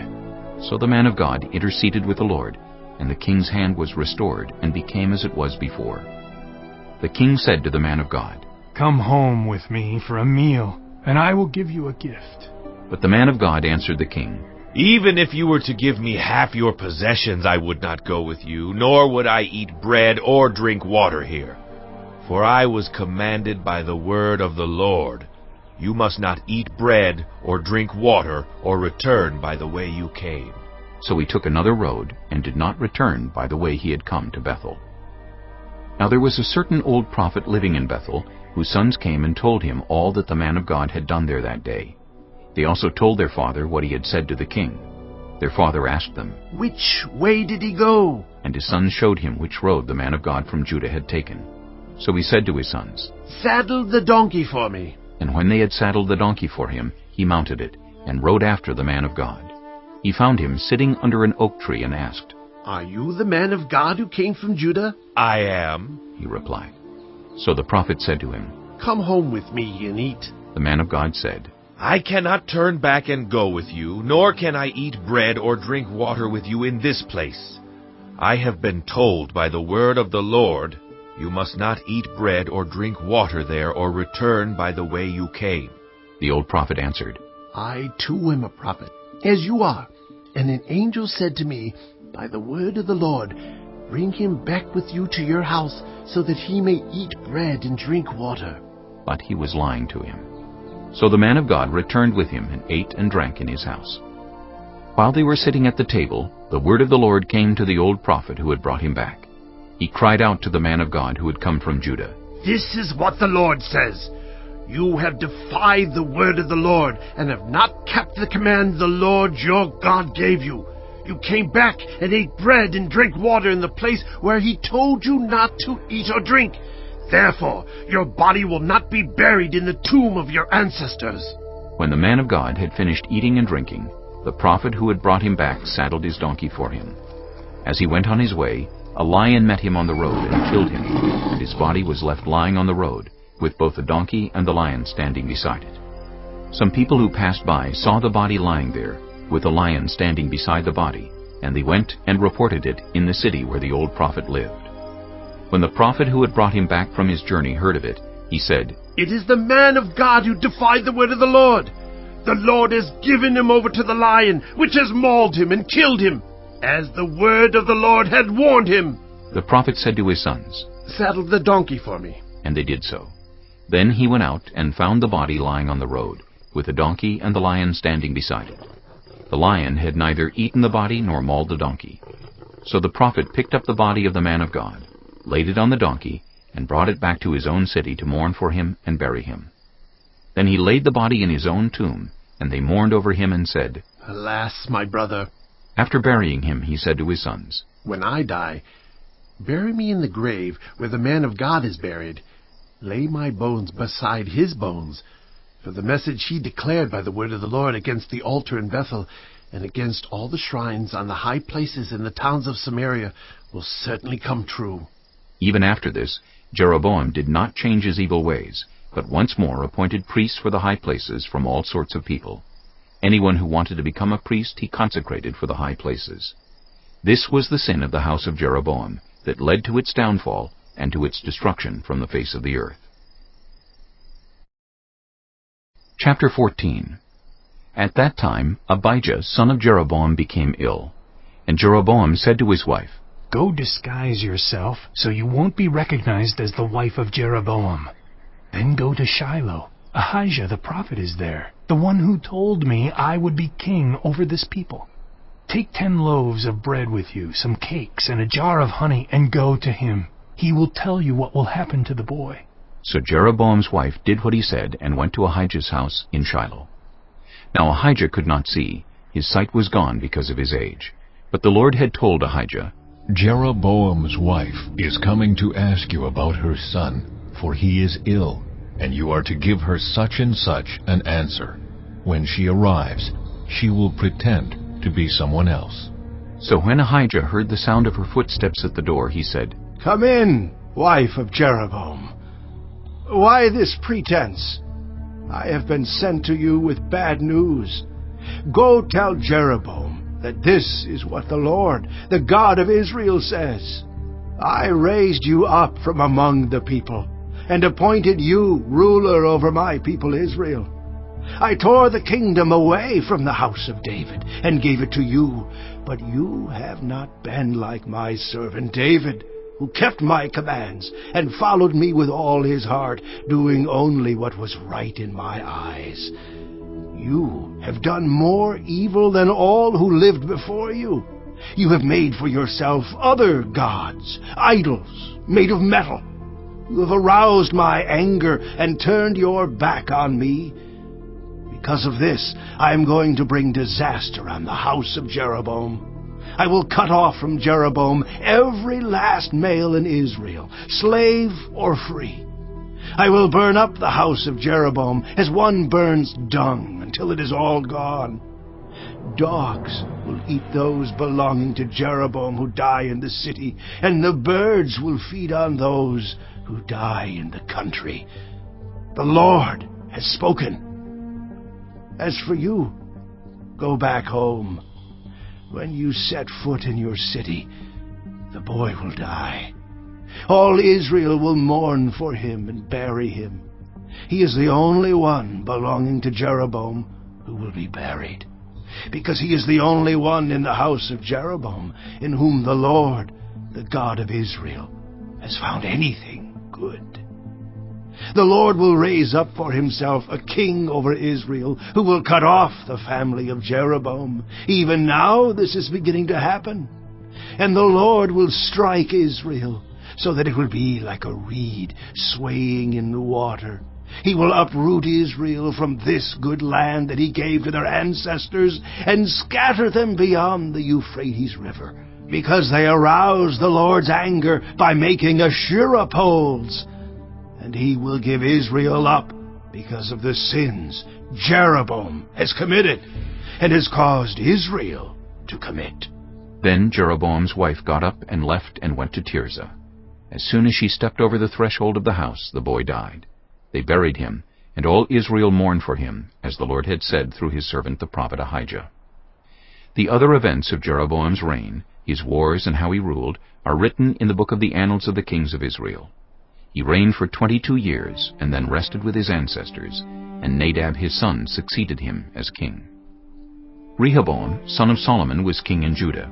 He was 41 years old when he became king, and he reigned 17 years in Jerusalem, the city the Lord had chosen out of all the tribes of Israel in which to put his name. His mother's name was Naamah. She was an Ammonite. Judah did evil in the eyes of the Lord. By the sins they committed, they stirred up his jealous anger more than those who were before them had done. They also set up for themselves high places, sacred stones, and Asherah poles on every high hill and under every spreading tree. There were even male shrine prostitutes in the land. The people engaged in all the detestable practices of the nations the Lord had driven out before the Israelites. In the 5th year of King Rehoboam, Shishak, king of Egypt, attacked Jerusalem. He carried off the treasures of the temple of the Lord and the treasures of the royal palace. He took everything, including all the gold shields Solomon had made. So King Rehoboam made bronze shields to replace them, and assigned these to the commanders of the guard on duty at the entrance to the royal palace. Whenever the king went to the Lord's temple, the guards bore the shields, and afterward they returned them to the guardroom. As for the other events of Rehoboam's reign and all he did, are they not written in the book of the annals of the kings of Judah? There was continual warfare between Rehoboam and Jeroboam, and Rehoboam rested with his ancestors and was buried with them in the city of David. His mother's name was Naamah. She was an Ammonite, and Abijah his son succeeded him as king.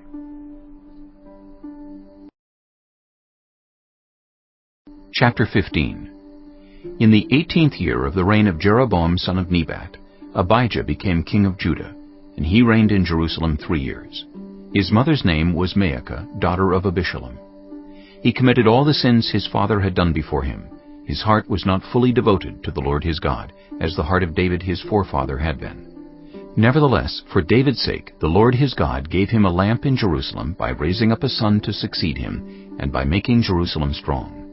For David had done what was right in the eyes of the Lord, and had not failed to keep any of the Lord's commands all the days of his life, except in the case of Uriah the Hittite. There was war between Abijah and Jeroboam throughout Abijah's lifetime. As for the other events of Abijah's reign and all he did, are they not written in the book of the annals of the kings of Judah? There was war between Abijah and Jeroboam, and Abijah rested with his ancestors and was buried in the city of David, and Asa his son succeeded him as king. In the 20th year of Jeroboam king of Israel, Asa became king of Judah, and he reigned in Jerusalem 41 years. His grandmother's name was Maacah, daughter of Abishalom. Asa did what was right in the eyes of the Lord, as his father David had done. He expelled the male shrine prostitutes from the land, and got rid of all the idols his ancestors had made. He even deposed his grandmother Maacah from her position as queen mother, because she had made a repulsive image for the worship of Asherah. Asa cut it down and burned it in the Kidron Valley. Although he did not remove the high places, Asa's heart was fully committed to the Lord all his life. He brought into the temple of the Lord the silver and gold, and the articles that he and his father had dedicated. There was war between Asa and Baasha king of Israel throughout their reigns.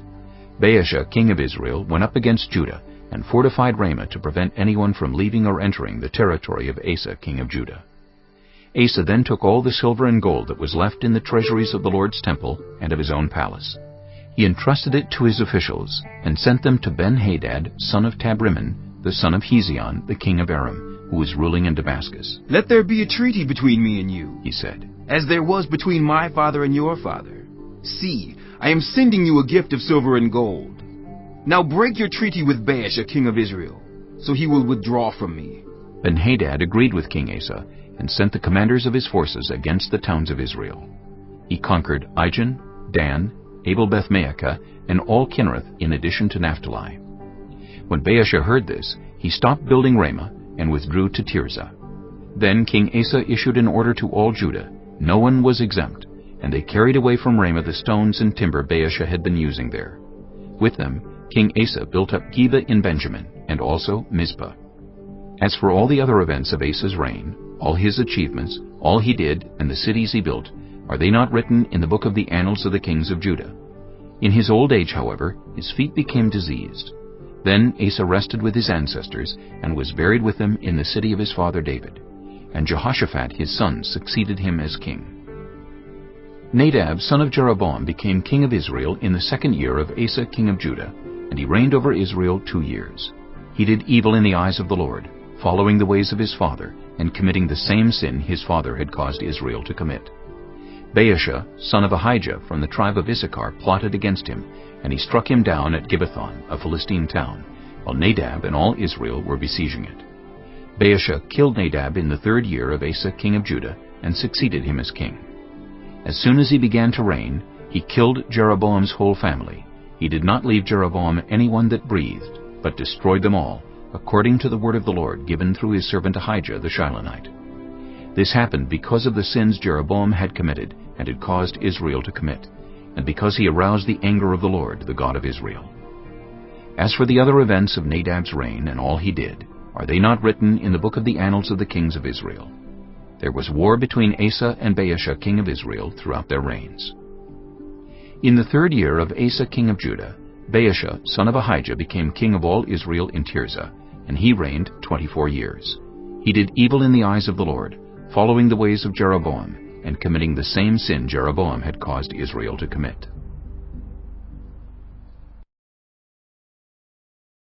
Chapter 16. Then the word of the Lord came to Jehu, son of Hanani, concerning Baasha. I lifted you up from the dust, and appointed you ruler over my people Israel. But you followed the ways of Jeroboam, and caused my people Israel to sin, and to arouse my anger by their sins.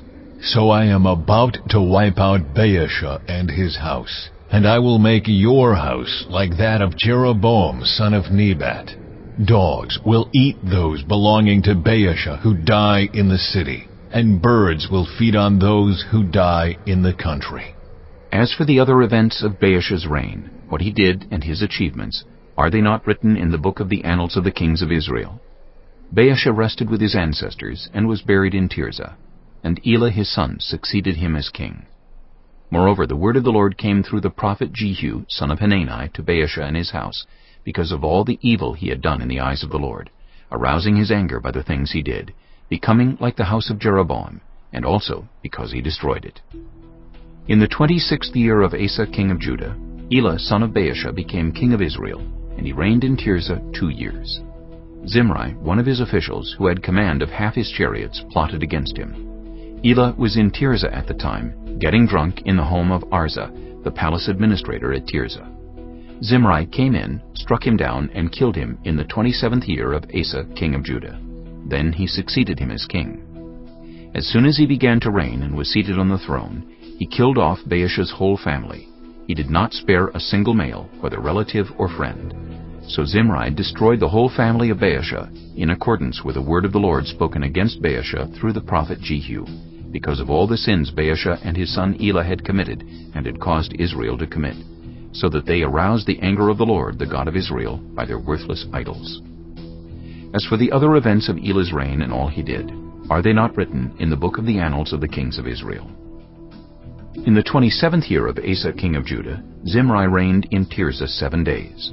The army was encamped near Gibbethon, a Philistine town. When the Israelites in the camp heard that Zimri had plotted against the king and murdered him, they proclaimed Omri, the commander of the army, king over Israel that very day there in the camp. Then Omri and all the Israelites with him withdrew from Gibbethon and lay siege to Tirzah. When Zimri saw that the city was taken, he went into the citadel of the royal palace and set the palace on fire around him. So he died, because of the sins he had committed, doing evil in the eyes of the Lord, and following the ways of Jeroboam, and committing the same sin Jeroboam had caused Israel to commit. As for the other events of Zimri's reign, and the rebellion he carried out, are they not written in the book of the annals of the kings of Israel? Then the people of Israel were split into 2 factions. Half supported Tibni, son of Ginath, for king, and the other half supported Omri. But Omri's followers proved stronger than those of Tibni, son of Ginath. So Tibni died, and Omri became king. In the 31st year of Asa king of Judah, Omri became king of Israel, and he reigned 12 years, 6 of them in Tirzah. He bought the hill of Samaria from Shemer for 2 talents of silver, and built a city on the hill, calling it Samaria, after Shemer, the name of the former owner of the hill. But Omri did evil in the eyes of the Lord, and sinned more than all those before him. He followed completely the ways of Jeroboam son of Nebat, committing the same sin Jeroboam had caused Israel to commit, so that they aroused the anger of the Lord, the God of Israel, by their worthless idols. As for the other events of Omri's reign, what he did and the things he achieved, are they not written in the book of the annals of the kings of Israel? Omri rested with his ancestors and was buried in Samaria, and Ahab his son succeeded him as king. In the 38th year of Asa king of Judah, Ahab son of Omri became king of Israel, and he reigned in Samaria over Israel 22 years. Ahab son of Omri did more evil in the eyes of the Lord than any of those before him. He not only considered it trivial to commit the sins of Jeroboam son of Nebat, but he also married Jezebel, daughter of Ethbaal, king of the Sidonians, and began to serve Baal and worship him. He set up an altar for Baal in the temple of Baal that he built in Samaria. Ahab also made an Asherah pole, and did more to arouse the anger of the Lord, the God of Israel, than did all the kings of Israel before him. In Ahab's time, Hiel of Bethel rebuilt Jericho. He laid its foundations at the cost of his firstborn son Abiram, and he set up its gates at the cost of his youngest son Segub, in accordance with the word of the Lord spoken by Joshua son of Nun. Chapter 17. Now Elijah the Tishbite from Tishbe in Gilead said to Ahab, As the Lord, the God of Israel, lives, whom I serve, there will be neither dew nor rain in the next few years except at my word. Then the word of the Lord came to Elijah, Leave here, turn eastward, and hide in the Kerith ravine, east of the Jordan. You will drink from the brook, and I have directed the ravens to supply you with food there." So he did what the Lord had told him. He went to the Kerith ravine, east of the Jordan, and stayed there. The ravens brought him bread and meat in the morning, and bread and meat in the evening, and he drank from the brook. Some time later the brook dried up, because there had been no rain in the land. Then the word of the Lord came to him. "Go at once to Zarephath, in the region of Sidon, and stay there. I have directed a widow there to supply you with food." So he went to Zarephath. When he came to the town gate, a widow was there gathering sticks. He called to her and asked, "Would you bring me a little water in a jar so I may have a drink?" As she was going to get it, he called, "And bring me, please, a piece of bread." "As surely as the Lord your God lives," she replied, "I don't have any bread. Only a handful of flour in a jar and a little olive oil in a jug. I am gathering a few sticks to take home and make a meal for myself and my son, that we may eat it and die." Elijah said to her, "Don't be afraid. Go home and do as you have said. But first make a small loaf of bread for me from what you have, and bring it to me, and then make something for yourself and your son. For this is what the Lord, the God of Israel, says. The jar of flour will not be used up, and the jug of oil will not run dry until the day the Lord sends rain on the land." She went away and did as Elijah had told her. So there was food every day for Elijah and for the woman and her family. For the jar of flour was not used up, and the jug of oil did not run dry, in keeping with the word of the Lord spoken by Elijah. Some time later, the son of the woman who owned the house became ill. He grew worse, and finally stopped breathing. She said to Elijah, "What do you have against me, man of God? Did you come to remind me of my sin and kill my son?" "Give me your son," Elijah replied. He took him from her arms, carried him to the upper room where he was staying, and laid him on his bed. Then he cried out to the Lord, "Lord my God, have you brought tragedy even on this widow I am staying with by causing her son to die?" Then he stretched himself out on the boy 3 times, and cried out to the Lord, "Lord my God, let this boy's life return to him." The Lord heard Elijah's cry, and the boy's life returned to him, and he lived. Elijah picked up the child and carried him down from the room into the house. He gave him to his mother and said, "Look, your son is alive." Then the woman said to Elijah, "Now I know that you are a man of God, and that the word of the Lord from your mouth is the truth."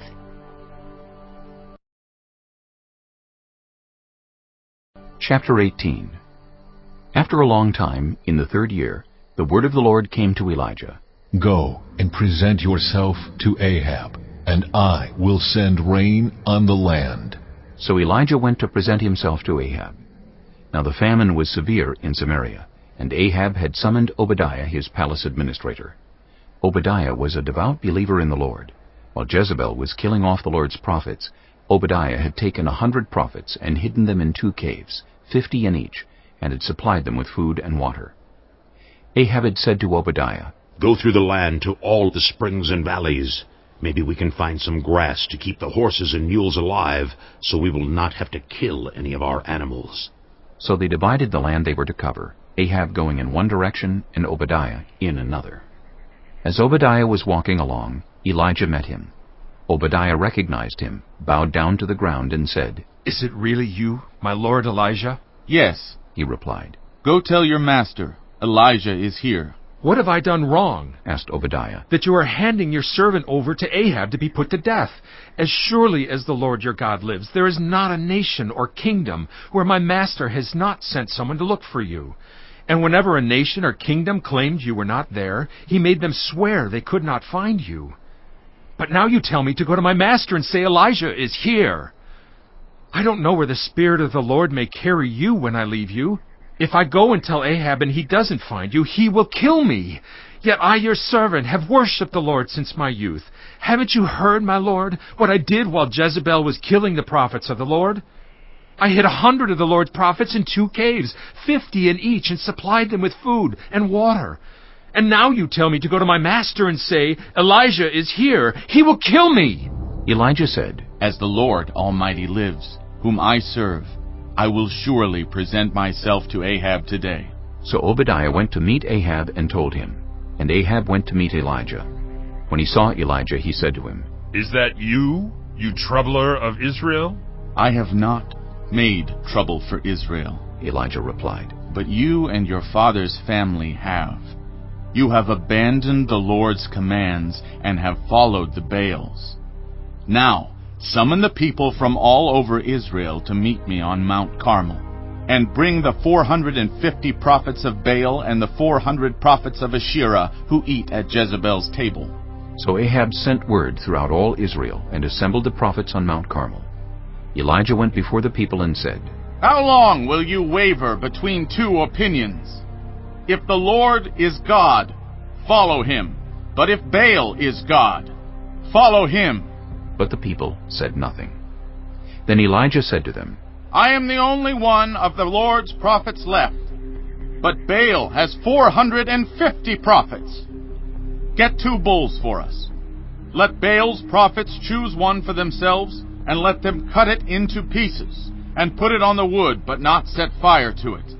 I will prepare the other bull, and put it on the wood, but not set fire to it. Then you call on the name of your God, and I will call on the name of the Lord, the God who answers by fire. He is God. Then all the people said, What you say is good. Elijah said to the prophets of Baal, Choose one of the bulls and prepare it first, since there are so many of you. Call on the name of your God, but do not light the fire. So they took the bull given them and prepared it. Then they called on the name of Baal from morning till noon. Baal, answer us, they shouted. But there was no response, no one answered. And they danced around the altar they had made.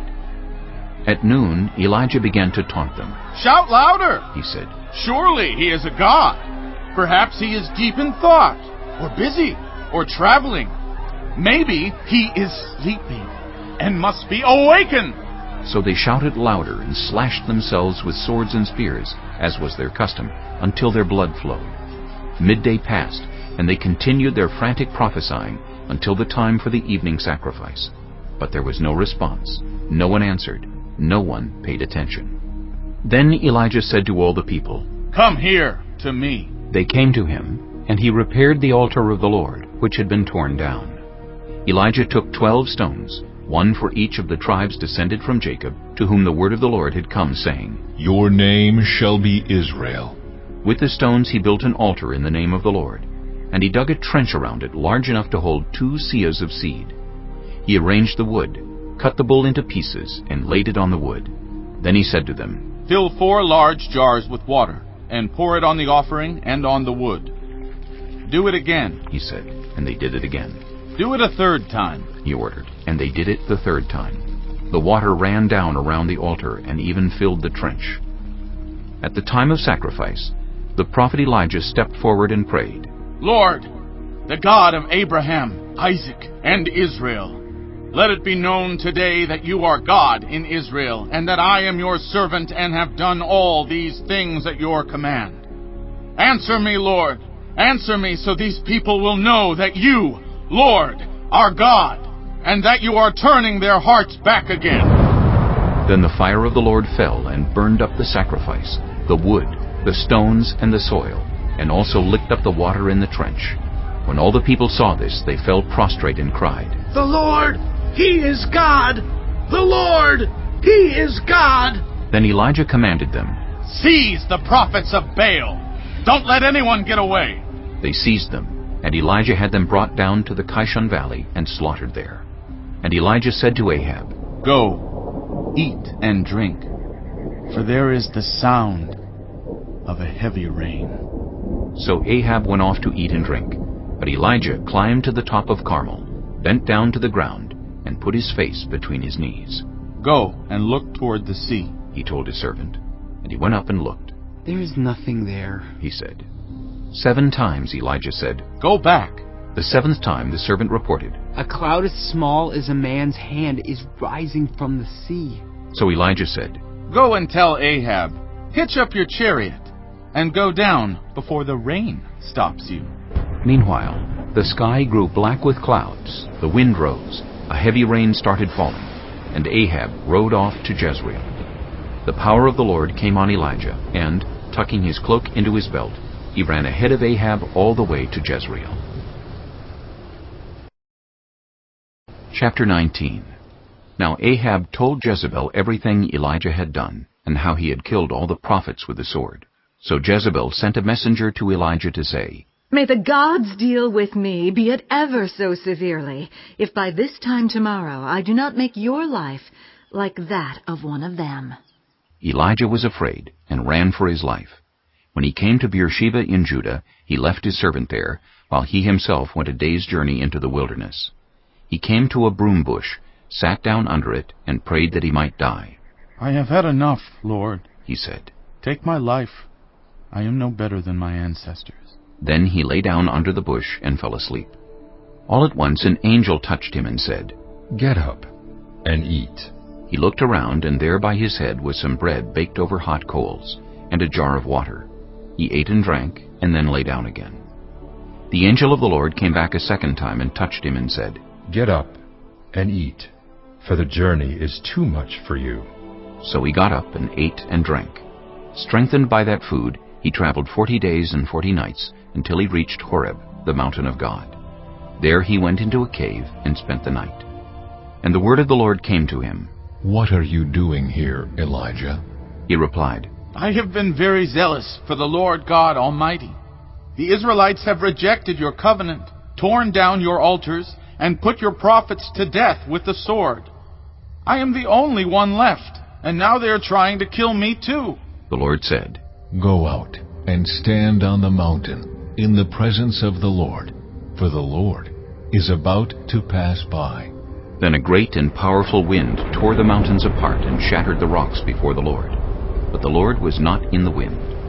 After the wind there was an earthquake, but the Lord was not in the earthquake. After the earthquake came a fire, but the Lord was not in the fire. And after the fire came a gentle whisper. When Elijah heard it, he pulled his cloak over his face and went out and stood at the mouth of the cave. Then a voice said to him, What are you doing here, Elijah? He replied, I have been very zealous for the Lord God Almighty. The Israelites have rejected your covenant, torn down your altars, and put your prophets to death with the sword. I am the only one left, and now they are trying to kill me too. The Lord said to him, Go back the way you came, and go to the desert of Damascus. When you get there, anoint Hazael king over Aram. Also anoint Jehu son of Nimshi king over Israel, and anoint Elisha son of Shaphat from Abel-Meholah to succeed you as prophet.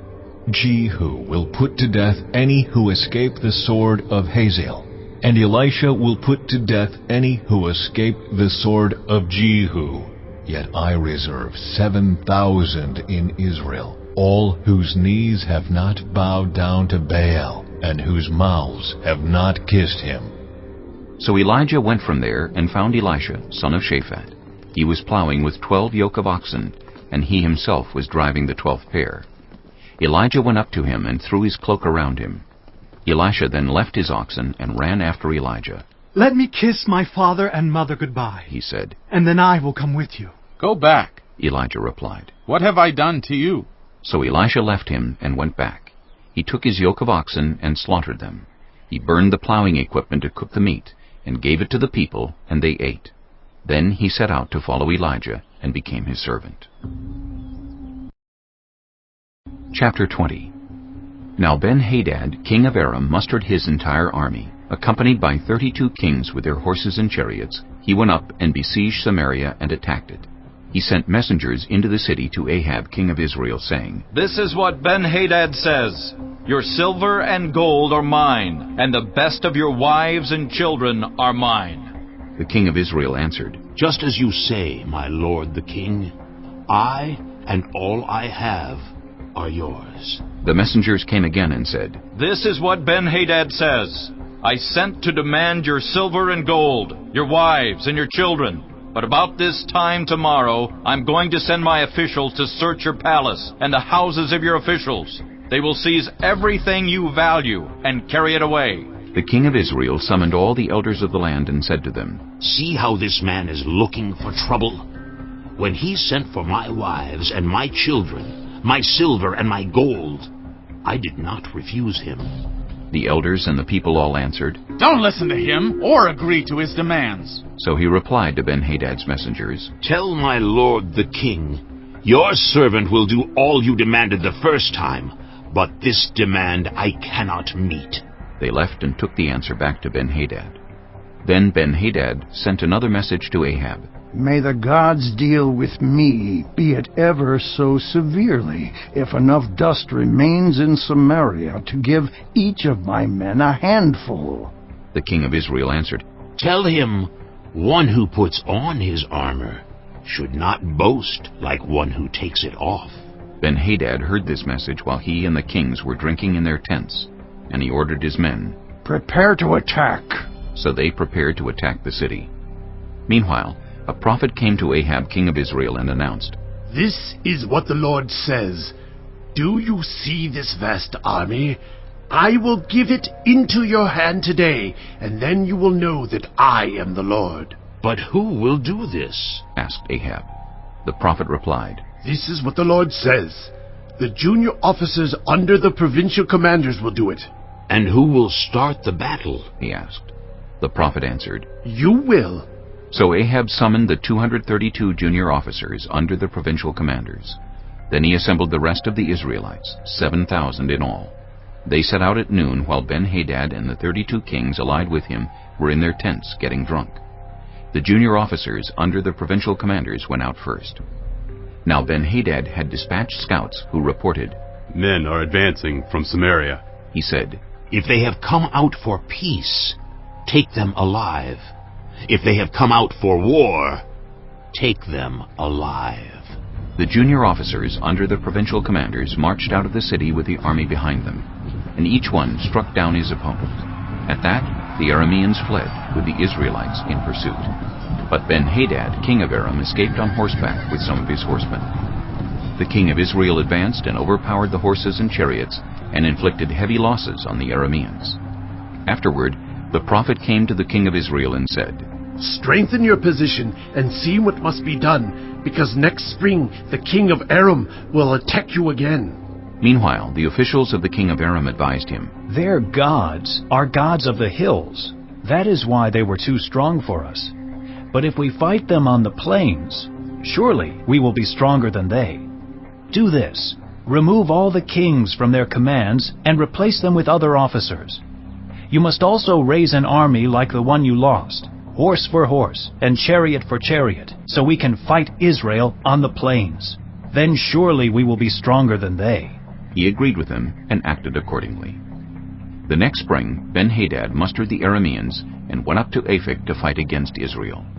When the Israelites were also mustered and given provisions, they marched out to meet them. The Israelites camped opposite them like two small flocks of goats, while the Arameans covered the countryside. The man of God came up and told the king of Israel, This is what the Lord says.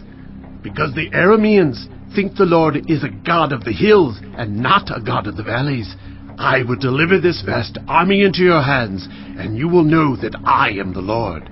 For 7 days they camped opposite each other, and on the 7th day the battle was joined. The Israelites inflicted 100,000 casualties on the Aramean foot soldiers in 1 day. The rest of them escaped to the city of Aphek, where the wall collapsed on 27,000 of them, and Benhadad fled to the city and hid in an inner room. His officials said to him, Look, we have heard that the kings of Israel are merciful. Let us go to the king of Israel with sackcloth around our waists and ropes around our heads. Perhaps he will spare your life. Wearing sackcloth around their waists and ropes around their heads, they went to the king of Israel and said, Your servant Benhadad says, Please let me live. The king answered, Is he still alive? He is my brother. The men took this as a good sign and were quick to pick up his word. Yes, your brother Benhadad, they said. Go and get him, the king said. When Benhadad came out, Ahab had him come up into his chariot. I will return the cities my father took from your father, Benhadad offered. You may set up your own market areas in Damascus, as my father did in Samaria. Ahab said, On the basis of a treaty, I will set you free. So he made a treaty with him and let him go. By the word of the Lord, one of the company of the prophets said to his companion, Strike me with your weapon. But he refused. So the prophet said, Because you have not obeyed the Lord, as soon as you leave me, a lion will kill you. And after the man went away, a lion found him and killed him. The prophet found another man and said, Strike me, please. So the man struck him and wounded him. Then the prophet went and stood by the road, waiting for the king. He disguised himself with his headband down over his eyes. As the king passed by, the prophet called out to him, Your servant went into the thick of the battle, and someone came to me with a captive and said, Guard this man. If he is missing, it will be your life for his life, or you must pay a talent of silver. While your servant was busy here and there, the man disappeared. That is your sentence, the king of Israel said. You have pronounced it yourself. Then the prophet quickly removed the headband from his eyes, and the king of Israel recognized him as one of the prophets. He said to the king, This is what the Lord says. You have set free a man I had determined should die. Therefore, it is your life for his life, your people for his people. Sullen and angry, the king of Israel went to his palace in Samaria.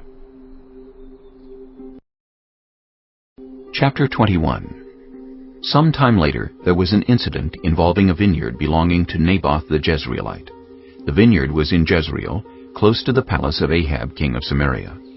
Ahab said to Naboth, Let me have your vineyard to use for a vegetable garden, since it is close to my palace. In exchange, I will give you a better vineyard, or, if you prefer, I will pay you whatever it is worth. But Naboth replied, The Lord forbid that I should give you the inheritance of my ancestors. So Ahab went home, sullen and angry, because Naboth the Jezreelite had said, I will not give you the inheritance of my ancestors. He lay on his bed sulking and refused to eat. His wife Jezebel came in and asked him, Why are you so sullen? Why won't you eat? He answered her, Because I said to Naboth the Jezreelite, Sell me your vineyard, or if you prefer, I will give you another vineyard in its place. But he said, I will not give you my vineyard. Jezebel his wife said, Is this how you act as king over Israel? Get up and eat. Cheer up. I'll get you the vineyard of Naboth the Jezreelite. So she wrote letters in Ahab's name, placed his seal on them, and sent them to the elders and nobles who lived in Naboth's city with him. In those letters she wrote, Proclaim a day of fasting, and seat Naboth in a prominent place among the people.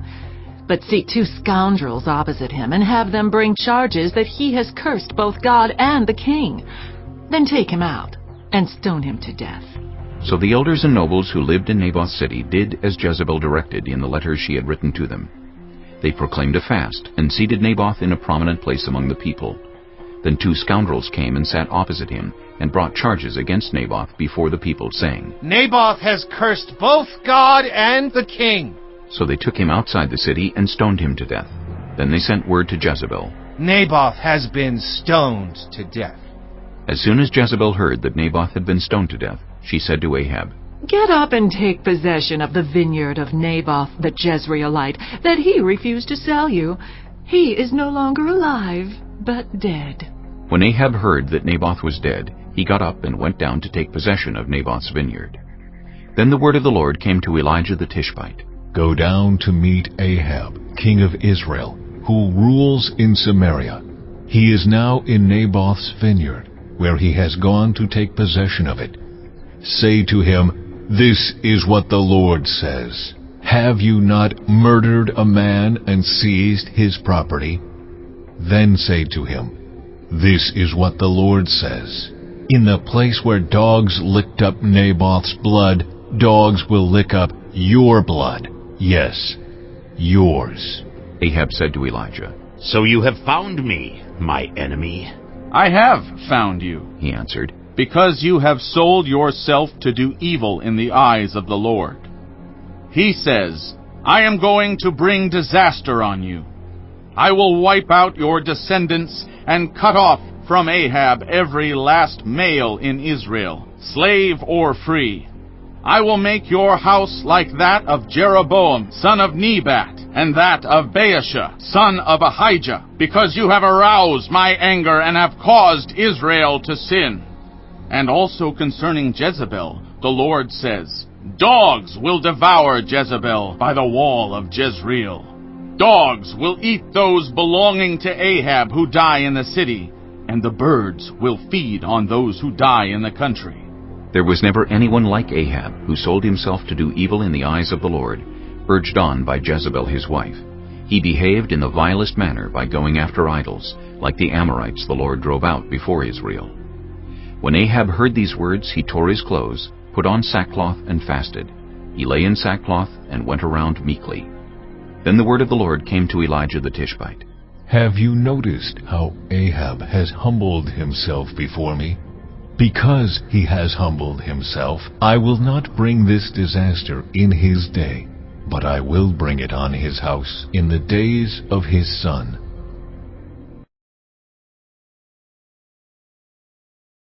Chapter 22. For 3 years there was no war between Aram and Israel. But in the 3rd year, Jehoshaphat, king of Judah, went down to see the king of Israel. The king of Israel had said to his officials, Don't you know that Ramoth-Gilead belongs to us, and yet we are doing nothing to retake it from the king of Aram? So he asked Jehoshaphat, Will you go with me to fight against Ramoth-Gilead? Jehoshaphat replied to the king of Israel, I am as you are, my people as your people, my horses as your horses. But Jehoshaphat also said to the king of Israel, First, seek the counsel of the Lord. So the king of Israel brought together the prophets, about 400 men, and asked them, Shall I go to war against Ramoth-Gilead, or shall I refrain? Go, they answered, for the Lord will give it into the king's hand. But Jehoshaphat asked, Is there no longer a prophet of the Lord here, whom we can inquire of? The king of Israel answered Jehoshaphat, There is still one prophet through whom we can inquire of the Lord, but I hate him because he never prophesies anything good about me, but always bad. He is Micaiah, son of Imlah. The king should not say such a thing, Jehoshaphat replied. So the king of Israel called one of his officials and said, Bring Micaiah, son of Imlah, at once. Dressed in their royal robes, the king of Israel and Jehoshaphat, king of Judah, were sitting on their thrones at the threshing floor by the entrance of the gate of Samaria, with all the prophets prophesying before them. Now Zedekiah, son of Kenaanah, had made iron horns, and he declared, This is what the Lord says, With these you will gore the Arameans until they are destroyed. All the other prophets were prophesying the same thing. Attack Ramoth-Gilead and be victorious, they said, for the Lord will give it into the king's hand. The messenger who had gone to summon Micaiah said to him, Look, the other prophets, without exception, are predicting success for the king. Let your word agree with theirs, and speak favorably. But Micaiah said, As surely as the Lord lives, I can tell him only what the Lord tells me. When he arrived, the king asked him, Micaiah, shall we go to war against Ramoth-Gilead or not? Attack, and be victorious, he answered, for the Lord will give it into the king's hand. The king said to him, How many times must I make you swear to tell me nothing but the truth in the name of the Lord? Then Micaiah answered, I saw all Israel scattered on the hills like sheep without a shepherd. And the Lord said, These people have no master. Let each one go home in peace. The king of Israel said to Jehoshaphat, Didn't I tell you that he never prophesies anything good about me, but only bad? Micaiah continued, Therefore hear the word of the Lord. I saw the Lord sitting on his throne with all the multitudes of heaven standing around him on his right and on his left. And the Lord said, Who will entice Ahab into attacking Ramoth-Gilead and going to his death there? One suggested this, and another that. Finally, a spirit came forward, stood before the Lord and said, I will entice him. By what means? The Lord asked. I will go out and be a deceiving spirit in the mouths of all his prophets, he said. You will succeed in enticing him, said the Lord. Go and do it. So now the Lord has put a deceiving spirit in the mouths of all these prophets of yours. The Lord has decreed disaster for you.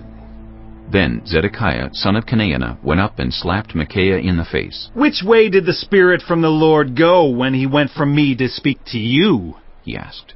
Micaiah replied, "You will find out on the day you go to hide in an inner room." The king of Israel then ordered, "Take Micaiah and send him back to Ammon, the ruler of the city, and to Joash, the king's son, and say, 'This is what the king says. Put this fellow in prison and give him nothing but bread and water until I return safely.'" Micaiah declared, "If you ever return safely, the Lord has not spoken through me." Then he added, "Mark my words, all you people." So the king of Israel and Jehoshaphat, king of Judah, went up to Ramoth-Gilead.